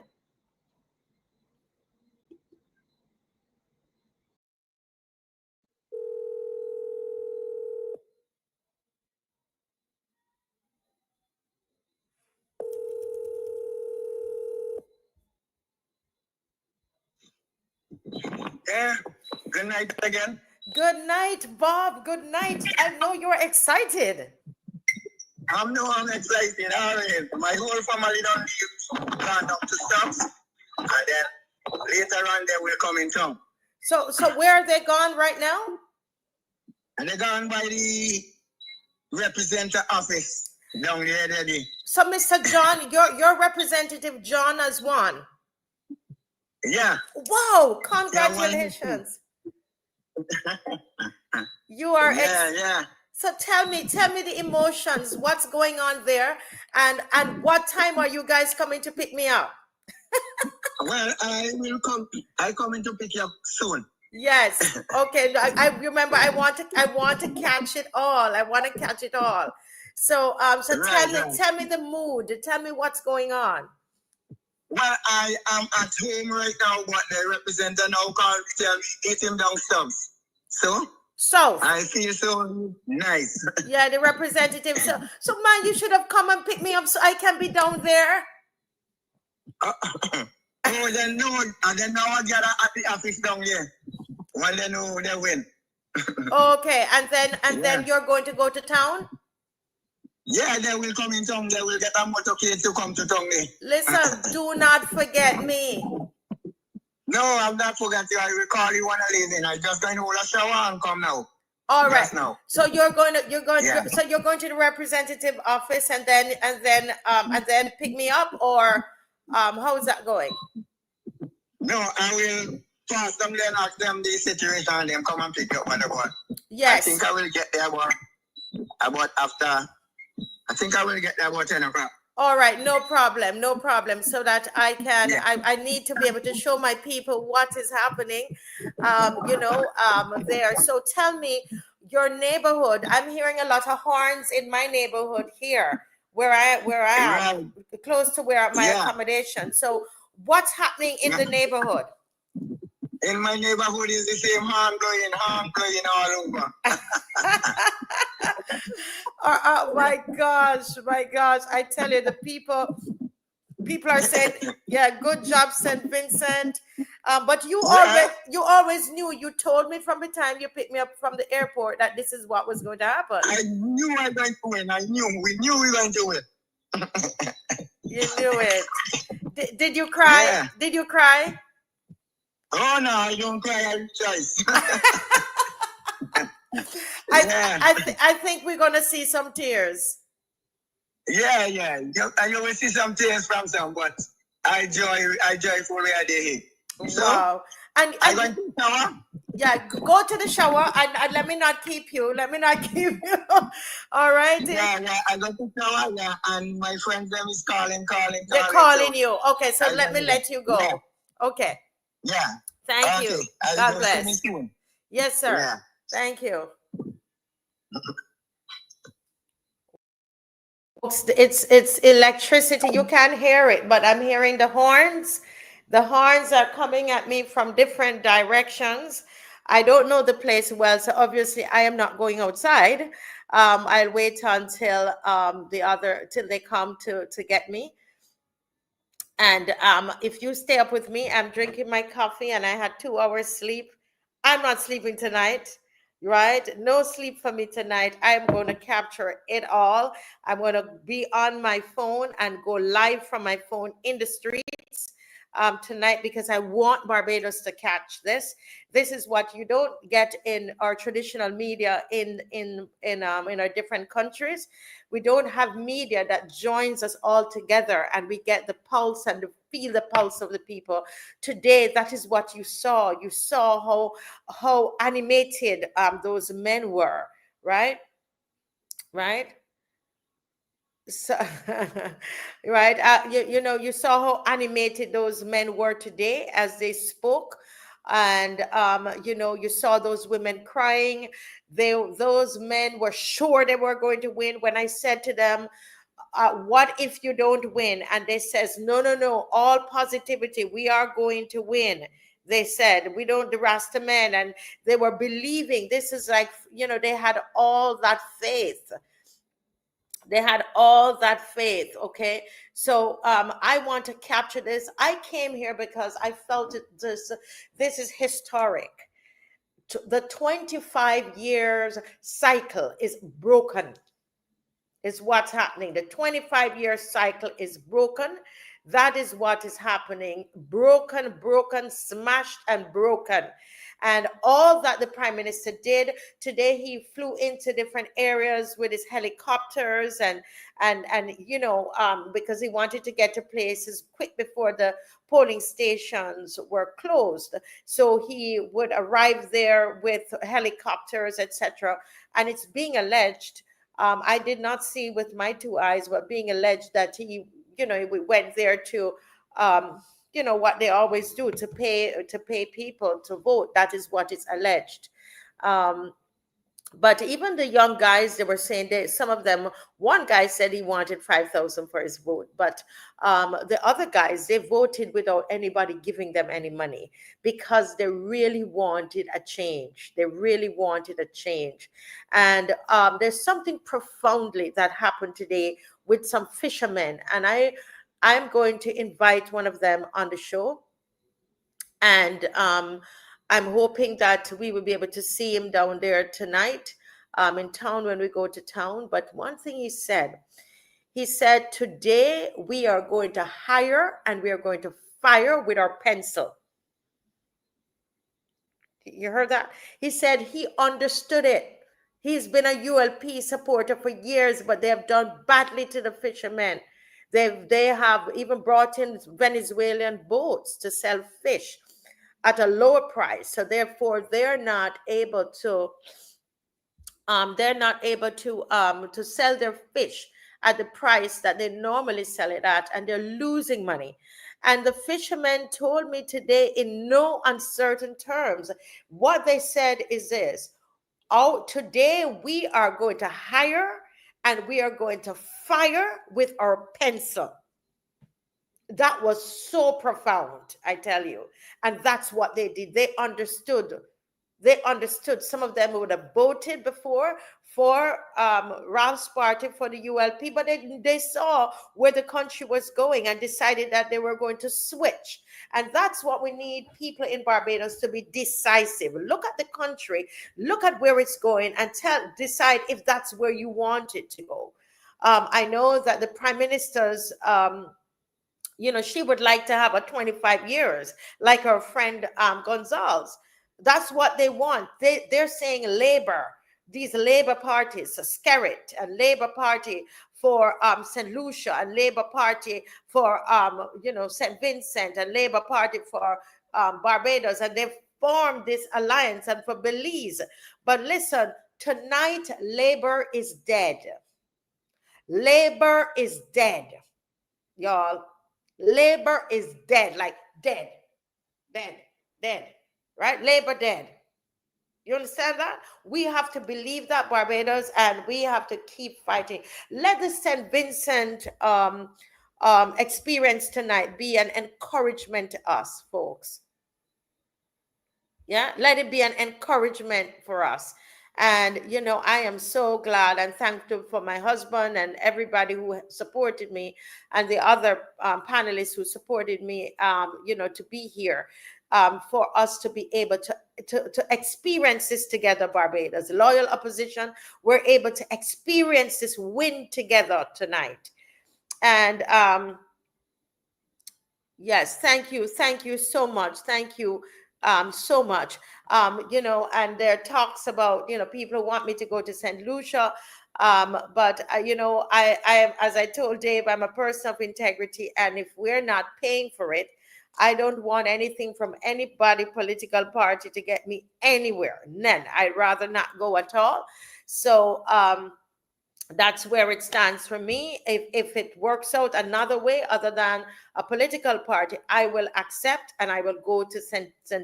Lucia and do this kind of courage, get on the streets, talk to the people, connect with the people there in St. Lucia, if it's God's will for me to be there, right? Yes, thank you. We are going to stay with me tonight. Stay with me tonight. Please don't, if you can stay up, let's celebrate with the Vincentians. I'm telling you, how many of you saw the ladies crying today? I was really moved by that. And just doing that today and meeting those fishermen, it's when I was sure that I was supposed to be here. Those fishermen, they spoke, they understood the assignment. They're not caring about no party. They have no allegiance to any party. Today they said today we are in charge. They said today the people are in charge. Today we are going to fire Ralph. They said we're going to fire them today and we're going to hire new people. Why can't we get to that stage where we forget about party, decide who we're going to fire and who we're going to hire? That's what they did. And they were so proud. They kept showing me their finger. When I said, show me your finger, they're showing me that finger, right? The finger that has the purple thing on it. They were proud and they were willing to speak up. Somebody said to me last time, Marcia, why are you asking them who they're voting for? It's a different community. It's a different community. They have reached the point where they're totally fed up. This is not Barbados. Yes, there's victimization, but they felt that there's no way. This is their chance to say what's on their mind. It's their chance to bare their souls, and they were not afraid. So I saw people say, but you shouldn't. What if this happened? They know their limitations, and they wanted to let me know who they're voting for. The ULP people did not want to speak.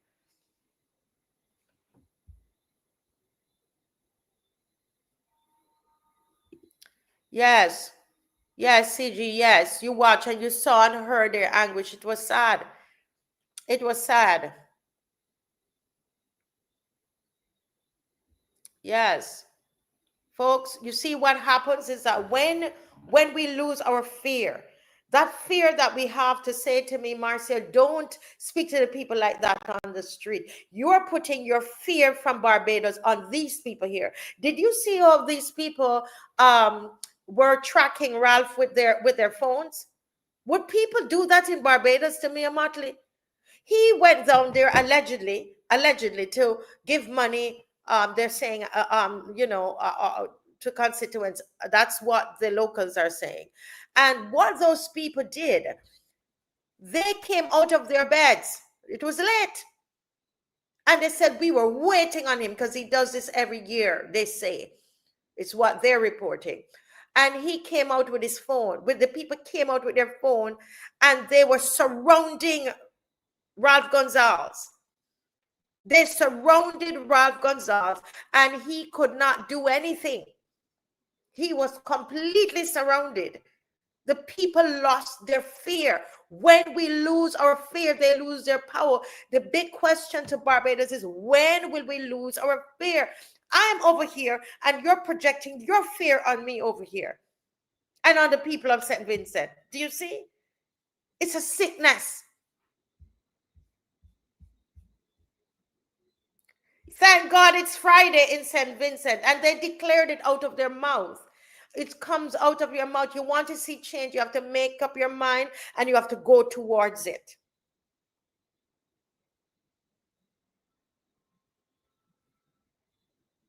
Yes?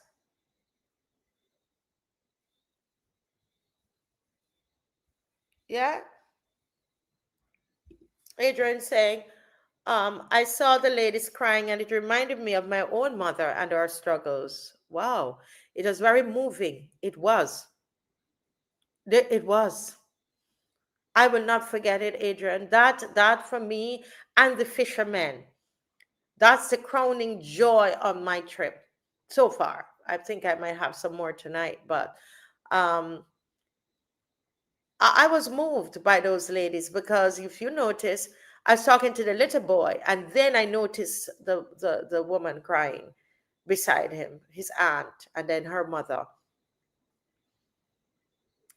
This is, and then I realized, you see, if you notice, I changed what I was saying to them when I was introducing myself. I knew I got a better reception if I said that I'm Jamaican born and I live in Barbados because of what happened with the Barbadians coming here.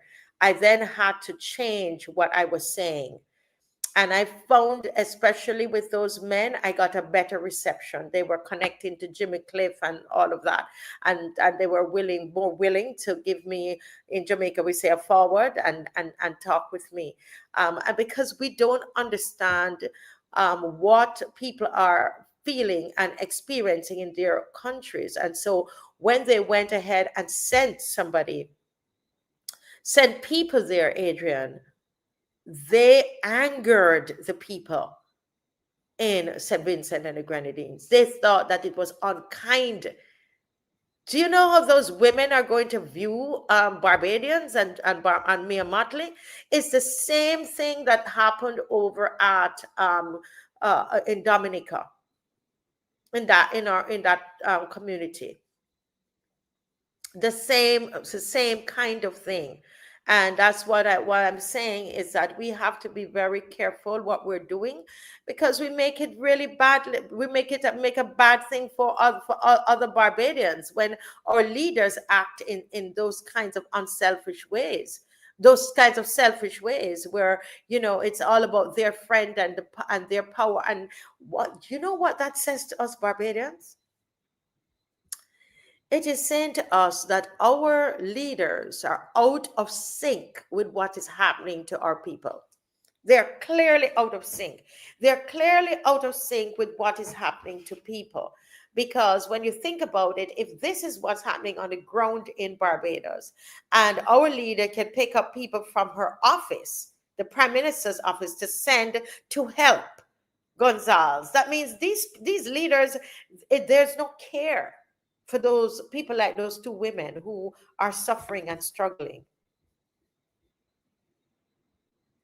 Yeah.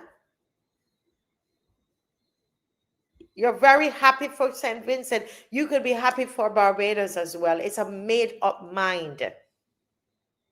New formed government, new beginnings, right? And all they do the next election, you just keep holding up that pencil, St. Vincent.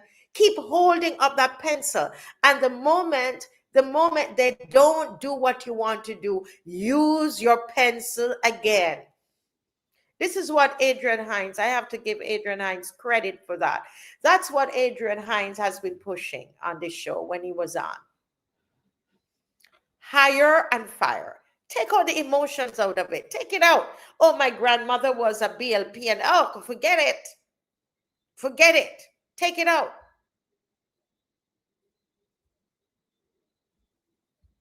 Maybe this is saying, Marcia, I follow everything today, even when you talk to the young man and the ladies crying, and then you show the finger. I really applaud you. But, you know, this is why I came here. I came here to connect with the people. That's what I do. That's me. You know, that is really what it is. I told Dave today, you know, I was talking to my husband, and I thank him so much for, you know, believing in what I feel called to do and supporting me all the way. You know, I said to him, I when that happened today, I knew this is where I'm supposed to be.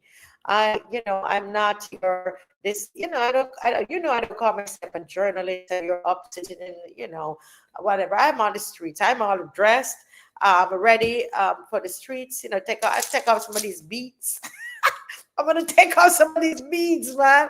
And I'm putting on my sneakers, and I'm going out there, you know, and we're gonna capture some stuff by the grace of God, and the Lord protect me. Pray for me as I go out tonight. I did check with Ernesto. He feels it should be fine since it's such a big gap. We shouldn't have any problems, and if there's, you know, going to be any trouble, I'm disappearing, you know. But I want to be with the people. I want to be with the people tonight. I've slept already, and I'm having my coffee, and I'm going out there. All right. Yes, Adrian. The gentleman in the blue t-shirt who works on a cruise ship. Yes, those clips of him looking into the camera and speaking his truth needs to be curated for later. A simple man, but a powerful speaker. Correct. Correct. And I took his number, and I'm going to get him on the show. He has to be on the show come Monday,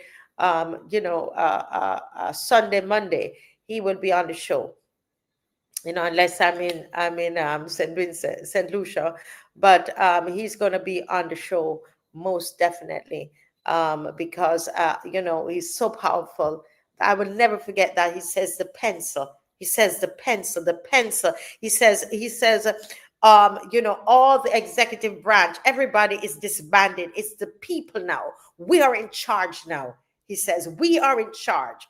And they are waiting to know if they're going to be employed or not employed. That's the position we need to be in Barbados. We need to be in Barbados where we're not afraid of Mia Motley, in the same way where the people showed up Gonzalez last night in that constituency. He had to leave. And if he had any thoughts of giving out any money in that constituency, he could not. The people, there were probably about 10, 12, 15 phones on him.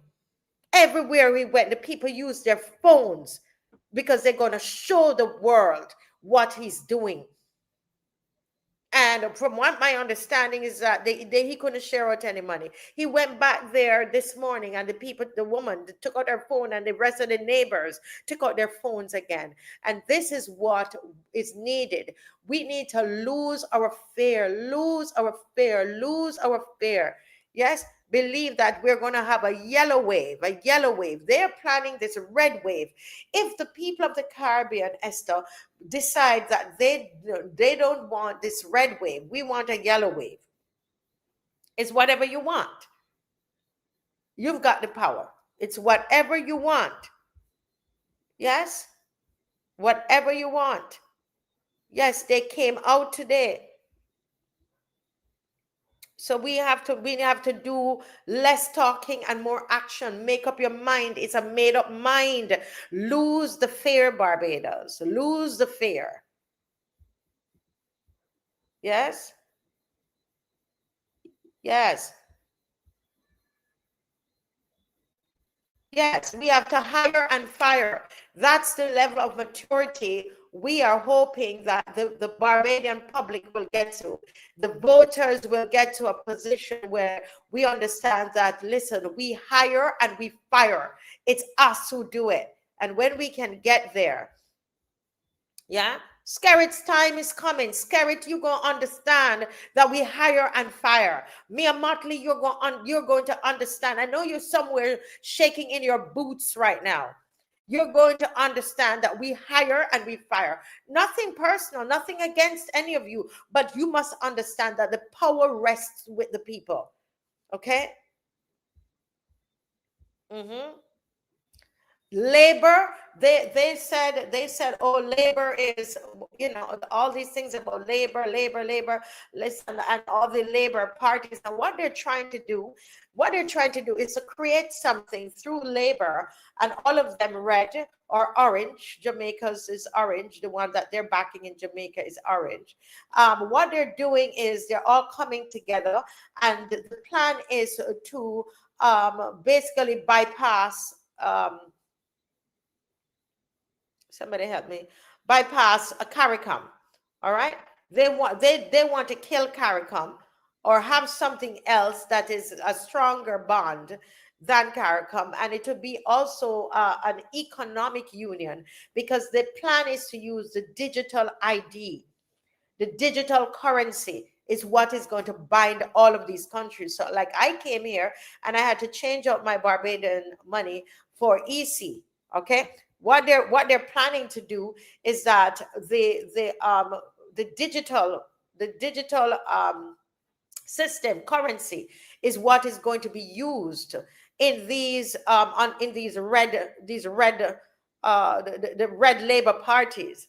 They are come together. Notice they went ahead of CARICOM and did the free movement. That's the first start of what they're doing. They are now helping each other's campaign, funding each other's campaign. They have the same campaign advisors and posters and all of them. They're working as a team because it's bigger than each country. And the plan is that Mia Motley is going to be she's going to basically be the leader of that block. They're creating a block, right? And this block that they're creating is going to go all the way into South America. The first of the almost South American country, notice, is Belize. Belize speaks some Spanish as well, and they are the closest to the Spanish speaking Caribbean. And so the plan is to put Mia Mottley over this block of Caribbean, English speaking and Spanish speaking and French speaking Caribbean. That is what's going on. And it's going to be way bigger than CARICOM. And you are saying, Marcia, how do you know this? Because I haven't spoken it to it before, but it's in my phone because this was revealed to me. God revealed it to me. I can tell you that. You don't want to believe, that's okay. But I wrote it down, and in my phone, I was receiving everything, as it was coming, and I wrote it in phrases in my phone. And I said at the right time, I will say it. Yes, Venezuela is part of it as well. You see, notice the countries that are, Ralph is very big with Venezuela in terms of his allegiance, Mia Mottley as well. So they're seeking, Mia Mottley is supposed to be the leader. Okay, it's a block, like you have the European block. It's a block, and it's not just going to be for us to travel. It is going, the digital ID and the digital currency is what is going to join all of us, is what they're doing. And she is the person that they're putting at the top of it. Okay? Skerritt, Ralph. Yes, and it's not just them. It's not Skerritt, Ralph, and Mam. It's more than that. It's more than that. It's Belize as well. They have those 4 countries, and we can travel, and all of the barriers are going to go. All the currency barriers are going to go. And the plan is that Mia Mottley is going to be the overall, all of that, all those countries, that block is what they want. And that's why she has that incentive to go to their parties and to get them back in. Because if Ralph went back in, then the plan would be further ahead. But she's going to have to get Friday to sign on to that, which I doubt. I doubt very much that Friday is going to sign on to that. Andrew Holness is not going to sign on to it because he doesn't get on well with Mia Mottley. That's my opinion based on what I've seen. Andrew Holness is not going to do it. Not that I think he's a great prime minister, because he's very corrupt. I'm just saying in terms of this block that they're creating, Caribbean and South America, that block that they're creating, Holness is not going to be part of it. But they are going to work on all of those Spanish speaking. What they're doing, they're including all the, they say the black and brown people. So that's it. And that whole corridor will create a block. Yeah. Yes. And Grenada, all of them. And what's happening, they're not saying it too as well. Ali is supposed to be part of that from Guyana. But what they're not telling people that really and truly, this is what they're all about. Mia Mottley is just expanding her power. And tonight is the first part of that crushing blow. Yeah. I'm laughing because somebody sent me something. Let me see if I can put this up here. Let me see if I can put it up. Folks, hang with me. But watch, that's what is going. Right? This is what is going to happen. Let me see. Dave, if Dave is listening and Dave can help me put this up. Okay, so this one is coming from my WhatsApp. Don't go. It's really funny. It's really funny. We do funny stuff on here. Some people, they don't like that, you know, but I'm an artist and we do funny stuff. And Michelle is crazy as I am. And so we have a funny thing. We have a funny thing. Dave, can you check? Dave, you there? Let me see if Dave is there. If Dave can help me to get this up, because I'm not sure how to get it up on here from WhatsApp. But don't move. Don't move. It's funny. Don't move, please. I'm going to get it up. Dave? Yes, please check your WhatsApp. Can you help me to get this up? Michelle did a funny thing. Thank you. On the StreamYard. Yes, to just put it up on the screen for me. Thank you so much.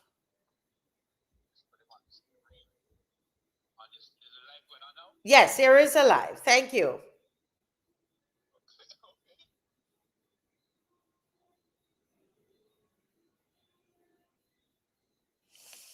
Yes. So, folks,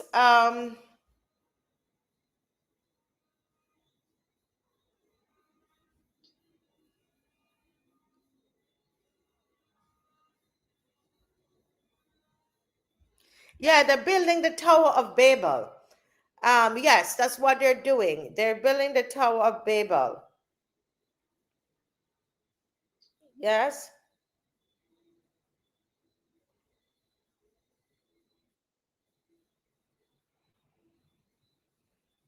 They're building the Tower of Babel, and that's what they're doing, and it's coming down. That tower is coming down. People, don't underestimate the power of prayer. Remember, I told you that what's happening is that, you see, we are in Barbados. We have it's very intensified in Barbados because that's where the seat of power is. Okay, because the plan is to put her up there. So that's where the seat of power is. So you know, and I was telling you how over her, you have to see that principality and that power that is set up over her. And it's not her, it's that thing. It's that demonic entity that is set over Mia Motley. Yeah? That there's a demonic entity that is set up over Mia Motley, and that is what wants the power, wants the power, the people to give the obeisance and the power, and that's why she's craving for power, because she's allowing herself to be under that influence. Okay. So when people say to me that I hate Mia Motley, I don't hate Mia Motley. As I pray, we pray and we deal with the principality and the power that is over her. Yes, it's housed in a body, and often we have to address those leaders. But I don't have any hate towards Mia Motley. I am seeing, you see, I'm in St. Vincent, because the issue is bigger than Barbados. I just told you what the plan is. The plan is, that's the plan, you know. And as you're saying, they're building a Tower of Babel, right? Is what they're seeking. They're doing, you know, and we use by whatever means that we have. And, you know, some people are going to do different things, and, you know, I think it's so important that we keep fighting. And I have to show you this that Michelle did before you come on, before you leave. Don't leave yet, guys. Don't leave yet. Please don't leave. I have to show you this. Okay. If you're calling to be on the show, I don't have my, you have to call WhatsApp. Anybody calling to speak on the show must call via WhatsApp. And actually, feel free to call in. Please call in for the next, we're here the next 30 minutes. Call in, please. Call in, and call in via WhatsApp. I can't accept, I wouldn't be able to hear you if you're, if you call in by regular call. Yes. Yes. Is it a WhatsApp call? Yes, this is a WhatsApp call.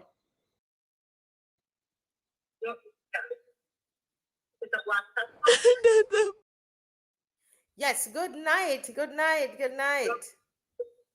Yeah, good night, Marcia. Ah, good night. I am happy to see that you are in position. Thank you. Thank you. Where are you still there? Okay, I think the call dropped. This is official. We were told 13 at one stage and 3 at another stage. So 13 and 2. So okay, 12 and 3. And this is unofficial. Unofficial. What we know is that there is a new prime minister in St. Vincent and the Grenadines. The people spoke with their pencil.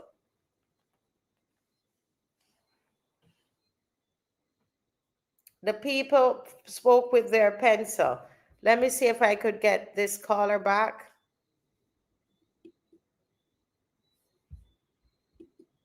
We lost that caller.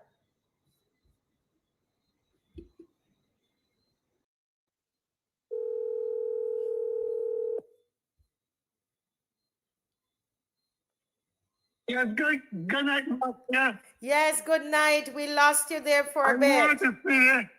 I want to say that God is on your side. Oh, wow. God is on your side. You are doing a wonderful job. I continue to do your work. God will give you a word that you would never believe of. Remember, I always say that. You will become a journalist for God. Keep up the good work. Good night. Thank you. Oh, wow. Thank you. You touched my heart. Thank you so much, sir. That touched my heart. Thank you. Appreciate that. I really do. Yes. I think we have another caller. Okay. I missed that caller, but I'm going to call them back.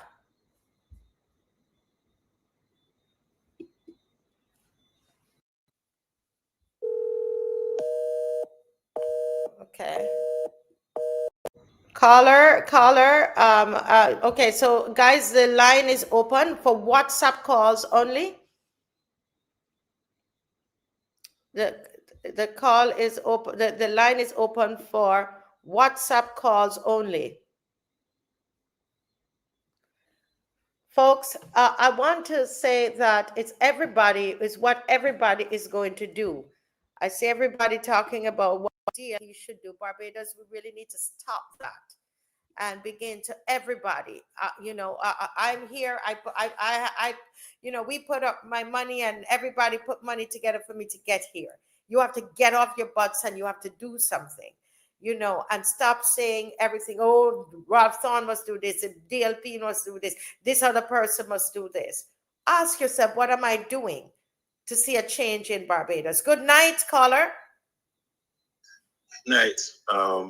Marcia, let me say that I enjoyed the show this morning, whereby I saw this young guy volunteer to speak to you. And thereafter, his grandmother, and I think the other lady was his mother, and they started to speak and they expressed a desire for a change in St. Vincent and the Grenadines.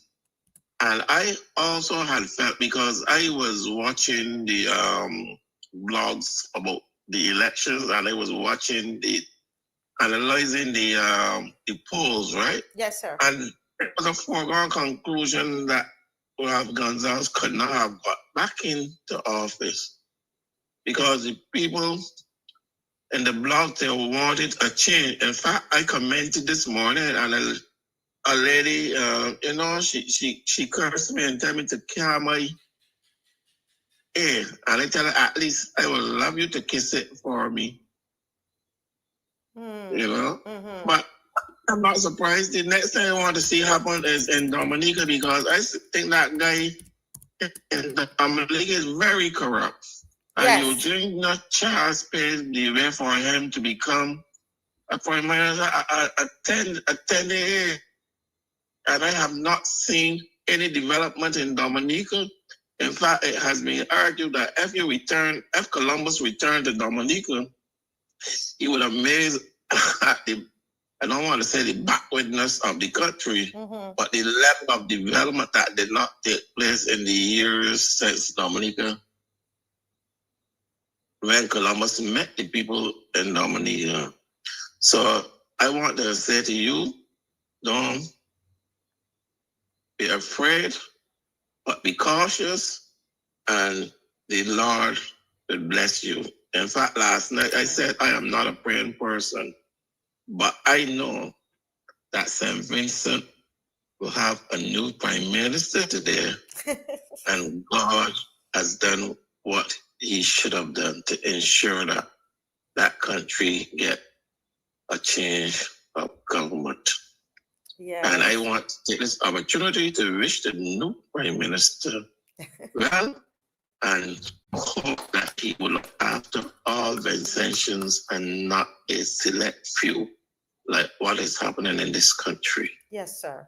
Yes, man. And yes, sir. Yes, I wish you a safe return back to Barbados. Sir. Yes, sir. Yes, sir. And you know, I hope you're still coming to Joe's River on Sunday. Yeah, we have Joe's River. Yeah, I am going to. I'm going to get there. Yes. No, but I'm going to get to the bus because I made up my mind to there. Yes. I just have to make sure that I hope by that time the that place is level where you don't have to take unnecessary chances to get in the teacup and saucer, as we call it. Yes. And let me take this opportunity now also to say, Victor Lewis, that I'm very proud of what he has done, and more Barbadians must stand up for their rights. Yes, sir. Yes, so, we must. I want us to see how, I would love Barbadians, you know, on caller, to just sit and watch and rewatch the videos. Hold a second. Let me just say this. I would love for Barbadians, the videos that I did there, for them to sit and just watch and let it get inside of us. Those Vincentians, let it get inside of us. So how proactive that they were out early. They were there before 7 o'clock. Some said they were there at 5 o'clock this morning. You know, get out there. And they were helping Dr. Friday. They weren't just sitting as a Friday must do this, Friday must do that. They were out there helping. The question is, we had over 200 people. How many are going to help? Fearless in expressing. They're fearless in expressing their views on what they want. Exactly. You know, but I think one of the things that Mr. Gonzalez is the way he had treated those public officers in relation to the job. That was this anger in those public officers as well. So that was just waiting to. They were just there waiting for the opportunity to vote him out. Yes. And I'm sure that public officers did vote in numbers today to get rid of him. And no one have any right to be in any position for 25 years. After a while, you care nothing about the citizens but yourself. You know? But as I said, the next stop is in Dominica. Dominica election is sometime next month. And I hope the Dominicans would remove Scarrett from office and let some development come to Dominica. Yes. Yes, Friday, celebrating on Friday. Barbadians, what are you taking away from this? I'm not sure if Dave can hear me, if he's able to or not. So if I don't get to show it here. Barbadians, I will tell you something about Barbadians. Barbadians are silent people at times. And when I think it is time to act, they act. And the problem in Barbados is that because of this country suffering from material insufficiency, people going to use the power of the purse to control people's behavior. And that is what is happening in Barbados. Yes, yes, yes. Okay. So you have to understand the sociology of Barbadians. Yes, yes, yes. Okay, well, thank you, caller, and I hope that you and everybody, we put our hands to the plow to educate our people to understand that You're most welcome and return home safely. Yes, by God's I grace. will now travel down to St. Vincent in the very near future to see what it is. Yes, yes, yes. Like, look, I haven't been there for about 6-7 years. Yes, it's beautiful, and I think that the atmosphere is going to change. It's going to. I'm hoping so. I like how you this morning. I like how you introduce yourself, because at first people were hesitant. Yes. Then you say you are a Jamaican living in Barbados. Yes, I had to change it. I had to. People open up because they recognize that Barbados coming to St. Vincent to interfere in their elections was a bit stretching it too far. Yes, yes. And that is why they were a bit curious at first. At first, yeah. But as because they were still a bit upset about what happened. But I think once I said, I would be upset because I personally believe that you should not get involved in another country election. And the Treaty of CARICOM, I think it made mention of involvement. I think I heard Ralph Starr in the House talking about it. In fact, he discussed that we had gone to participate in people's election. And to be honest, if I were those people in St. Vincent, I would get some Vincentians rock for those Barbadians.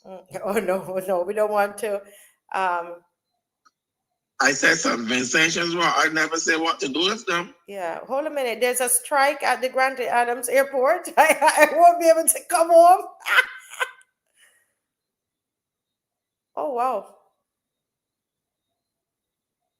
Okay, I'm seeing there's a strike at the Grantley Adams. I think that is it at the airport, is the Garters catering or what is or something like that. Yeah, it just says breaking news. There are reports reaching the nation. Nation is straight up a strike at the Grantley Adams International Airport. Even if it's Goddard's catering, if they're not providing the food for the flights, then there's a problem. Yeah. Well, thank you so much, caller. Okay. Yeah. I want to say please. Yes, thank you very much. I appreciate that. And thank you for your prayers, sir. Let me see if Dave is ready. Dave, let me know if you're ready. We're having some challenges. We didn't we're not normally on Thursdays. I am trying to show you the video because I like funny stuff. They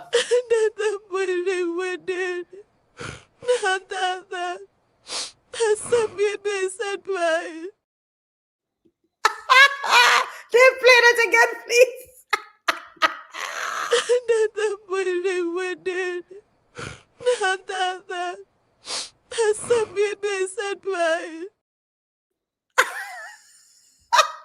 I love it. I'll send you another. Some people dying. Just put it up there and keep it still, and the people laugh a little bit. Listen. You got to have this. This is part of it. This is part of it, and all of this causes us to lose our fear of them. What we're doing when you begin to when you can make fun of them. When you make fun of them, you begin to lose your fear. You begin to laugh. Yellow is the code. Dave, play it again for me, please. And I'm going to send you one more here from Adrian. Adrian sent me something here that's funny.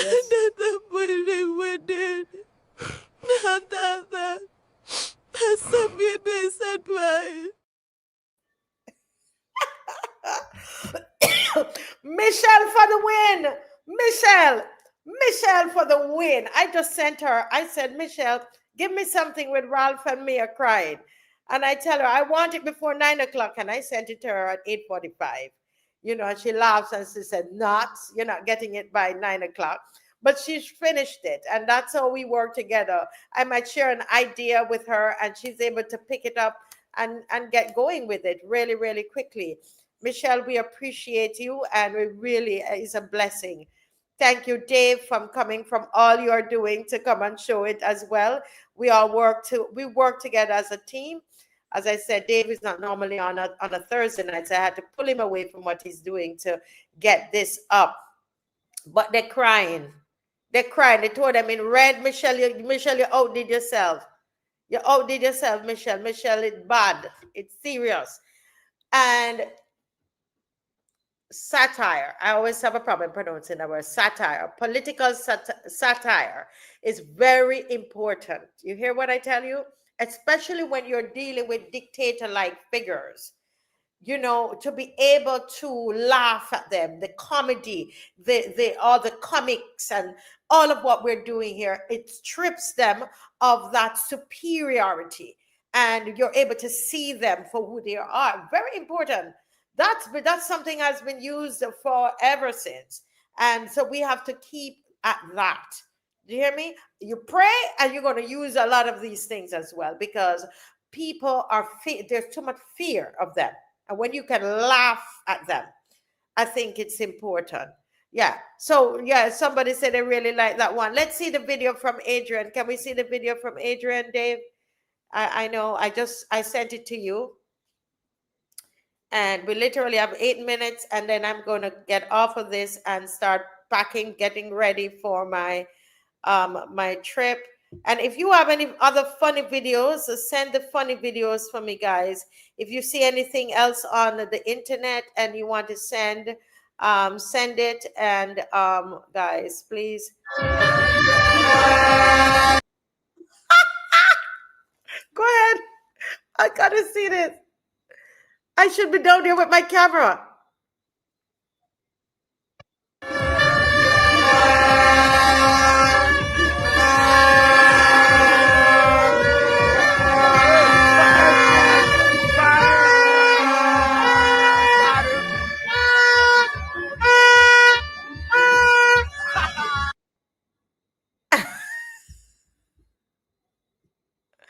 Oh my goodness! I tell you, you're going to see all kinds of things. You're gonna see all kinds of things happening, right? I tell you, I think somebody said rough tears look like ocean.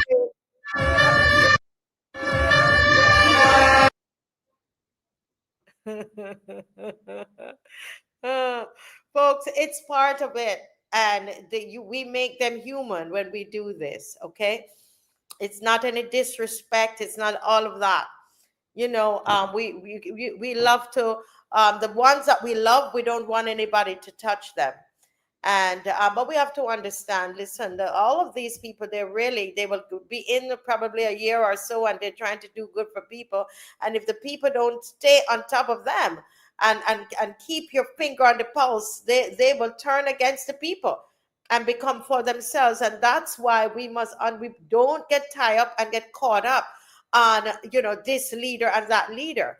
If the DLP comes in tomorrow, this show is going to flip on them and begin to scrutinize the DLP. That's what we have to understand, that what we have is that pencil. You know, in our case, I don't think we use pencil.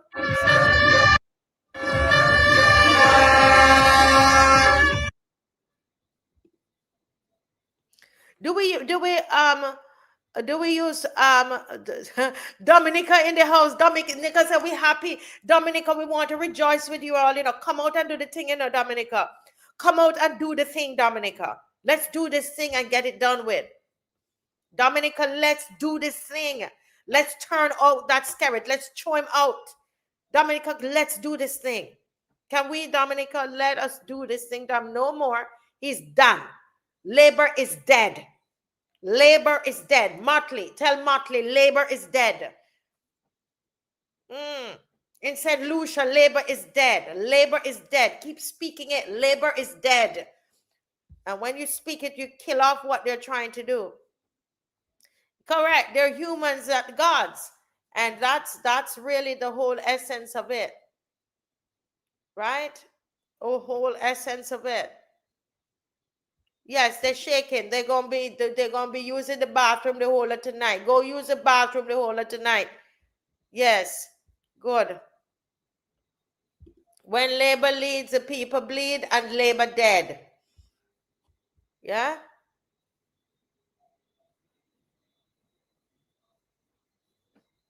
Correct. This is how we have to get. I want that man to be back on the show, to come on the show, that fisherman, and you will see what I mean when I say it's a concept that we have to hold on to. And Adrian has been pushing that on the show, and we have to push that. We need them to understand. We need them to understand. Okay, what this is all about. We need them to understand. We're going to, you tell Mr. Friday, we're going to watch you. We're going to watch you. And we're not, nobody else in here getting no 25 years. St. Vincent, let them know. They must be afraid of the people. Any fear going on is them afraid of the people, because we are the boss. We are the boss. St. Vincent, let him know we are the boss, not you. You don't want to take care of us. You want to be corrupt and take our money and do this and fly there. You should see him flying in on little jets today.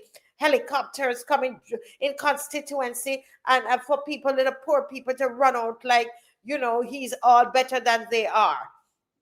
And that's what she wants to turn up in constituency, and they've got a big red bag, and they got all kinds of goodies in the bag, and they're larger than life, and the people letting you know, no, you are not. Okay? It's not about hating anybody. It's about letting you understand.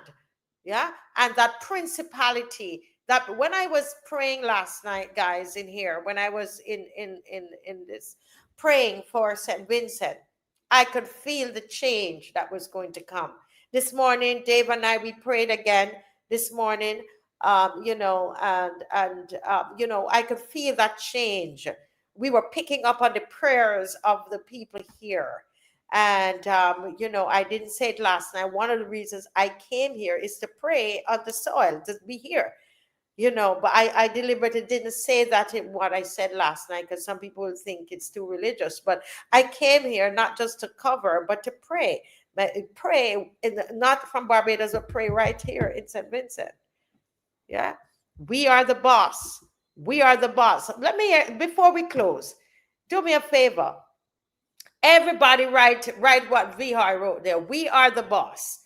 Everybody write, we are the boss. We are the boss. Can we just believe that? Look at them crying. We hire them. We hire them. The table is turning. We turn the table though. Because sometimes we say the table is turning like it's going to turn itself. We turn the table. Do you understand me? We turn the table. Go out and stand up and vote. We are the boss. Only 2 persons. We are the boss. You've got to believe it, Barbados. Take that away. Look at him. Look at him. Was trying last night to fight people. He behaved like he's a big man, like he's a bad man. We are the boss. We are the boss. We are the boss. Do you actually believe that we are the boss? We are the boss. That's the lesson that God wants us to learn from this. We are the boss. Don't listen to them, those people in Barbados who act like, oh, there's nobody else around the country. Lie. That is part of the lie that Mia Motley has sold you. Look at the job they're doing. Look at the people that they put in power. Oh, this person don't have these people don't have the right people. Lies. Friday's going in with a lot of new people. All you do, watch them. They must be afraid of you. You hear me? We are the boss. That says we are the boss. And don't listen, no skin teeth. We're not skinning our teeth with them. We are the boss. You hear? That's what I get out of this. It reaffirms that concept. We hire them and we fire them. Do you hear me? Don't pledge any allegiance to anybody. Don't pledge any allegiance to the DLP. Don't pledge any allegiance to the BLP. Be your person. Think your own thoughts. Fire the DLP if they go in there and doing nonsense. Fire the BLP. That's the power that you have. You hear me? Oh, come on, guys. Come on, Sandra. Come on, Iretha. Come on, Terone. Come on, Kenneth. Yeah. Yes. Yes, they are our servants. Come on, Sweet Pea. Yeah. And Dale, you were listening for the news of the last 4 elections. Yes, what the people had to do. You see how much money Friday had? Friday had to outspend him. And I heard somebody, I didn't hear, but it's being alleged that Peter Wickham is now saying, oh, trying to align Friday with Trump. Oh, that's the oldest thing in the book. Don't believe it. The same way that they're aligning me with Trump. Huh?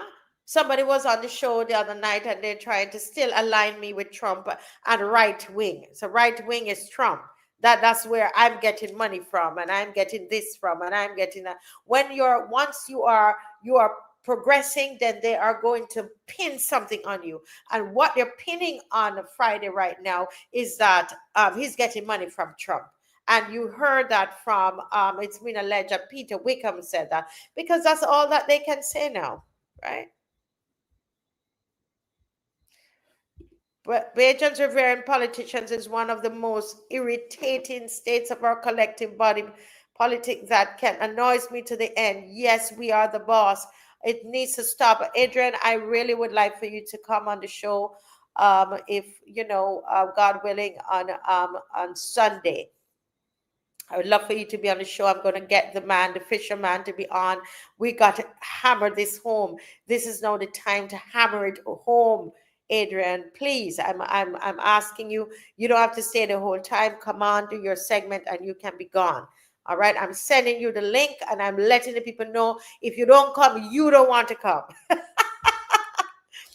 All right, so, oh, I'm not disappointed in Wickham. Wickham is on the payroll. Wickham is on the payroll, right? That CBC program that they do, that talk show. One is on the national executive, the Clive Morris, the Reverend Morris, Charles Morris, and he's on the BLP payroll. And you know, and we do our show and have a few DLP people on here, and it's a big problem again because of the double standards.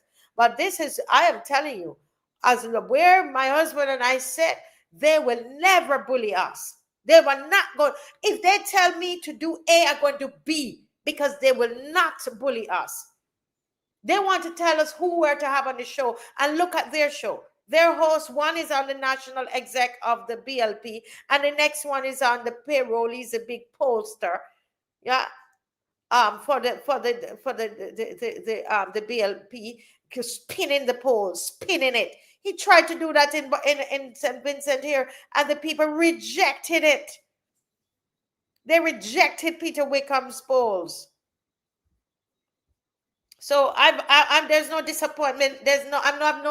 He's doing exactly what I expect of him because he's being paid. Yeah, folks. Yes. We will pray at Joe's River. Joe's River. That right now, that's our victory. Right now, Sunday, that's our victory. The bus is leaving Independence Square for 9 o'clock, and we still have some spaces.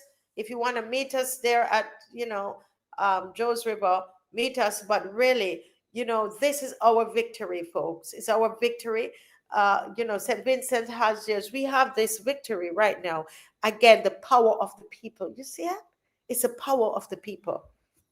Yeah.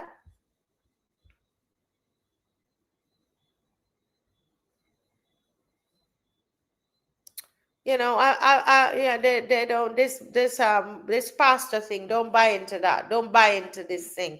You're gonna know them by the fruits. It's the same way that you're gonna do the politicians. You gotta look any of the leaders, look at them and try them, right? Yeah. Yeah. So, folks, we're going to sign off here. It's 10:05 and my battery is ending, and I have my other tools thing. If you're up, you will see me, capturing some of it. I hope nobody has come yet. They said 10, it's 10:05, but I'm going to go and pack up my equipment and say a prayer for me tonight, guys, as I go out there to try to bring you the coverage. Okay. So, Dave, thank you. But if you could play this again before we go out, folks, let me just say, loyal opposition, thank you. Thank you. We do this together. We really do. Our hearts beating together, and celebrate, but know that we have work to do, a lot of work to do. Okay, we have a lot of work to do, Barbados. It's not the joke thing. We have a lot of work to do, and I'm coming home to work. I'll continue to work. Are you going to work? Are you going to work? Are you going to sit down and just type? You're telling the DLP all they need to do, but why don't you go and help the candidates? Why don't you help an opposition party's candidates? Find a party and go and help the candidates. Why are you sitting at home and telling them what they need to do? They look like they have resources and money? No. So don't sit at home and tell them what they need to do. Put on your clothes and go and help them. It's so we can't keep it up. Give them a donation. It might not be the DLP, but find somebody and go help. Yes? Somebody is saying so. Something. Yes. By God's grace, I'm going outside tonight to be with my people. Those are our people, guys. Right? But these are our people. And they are us. They're part of us. So are we going outside? Okay. Bye-bye, folks. I love you all. Bye-bye.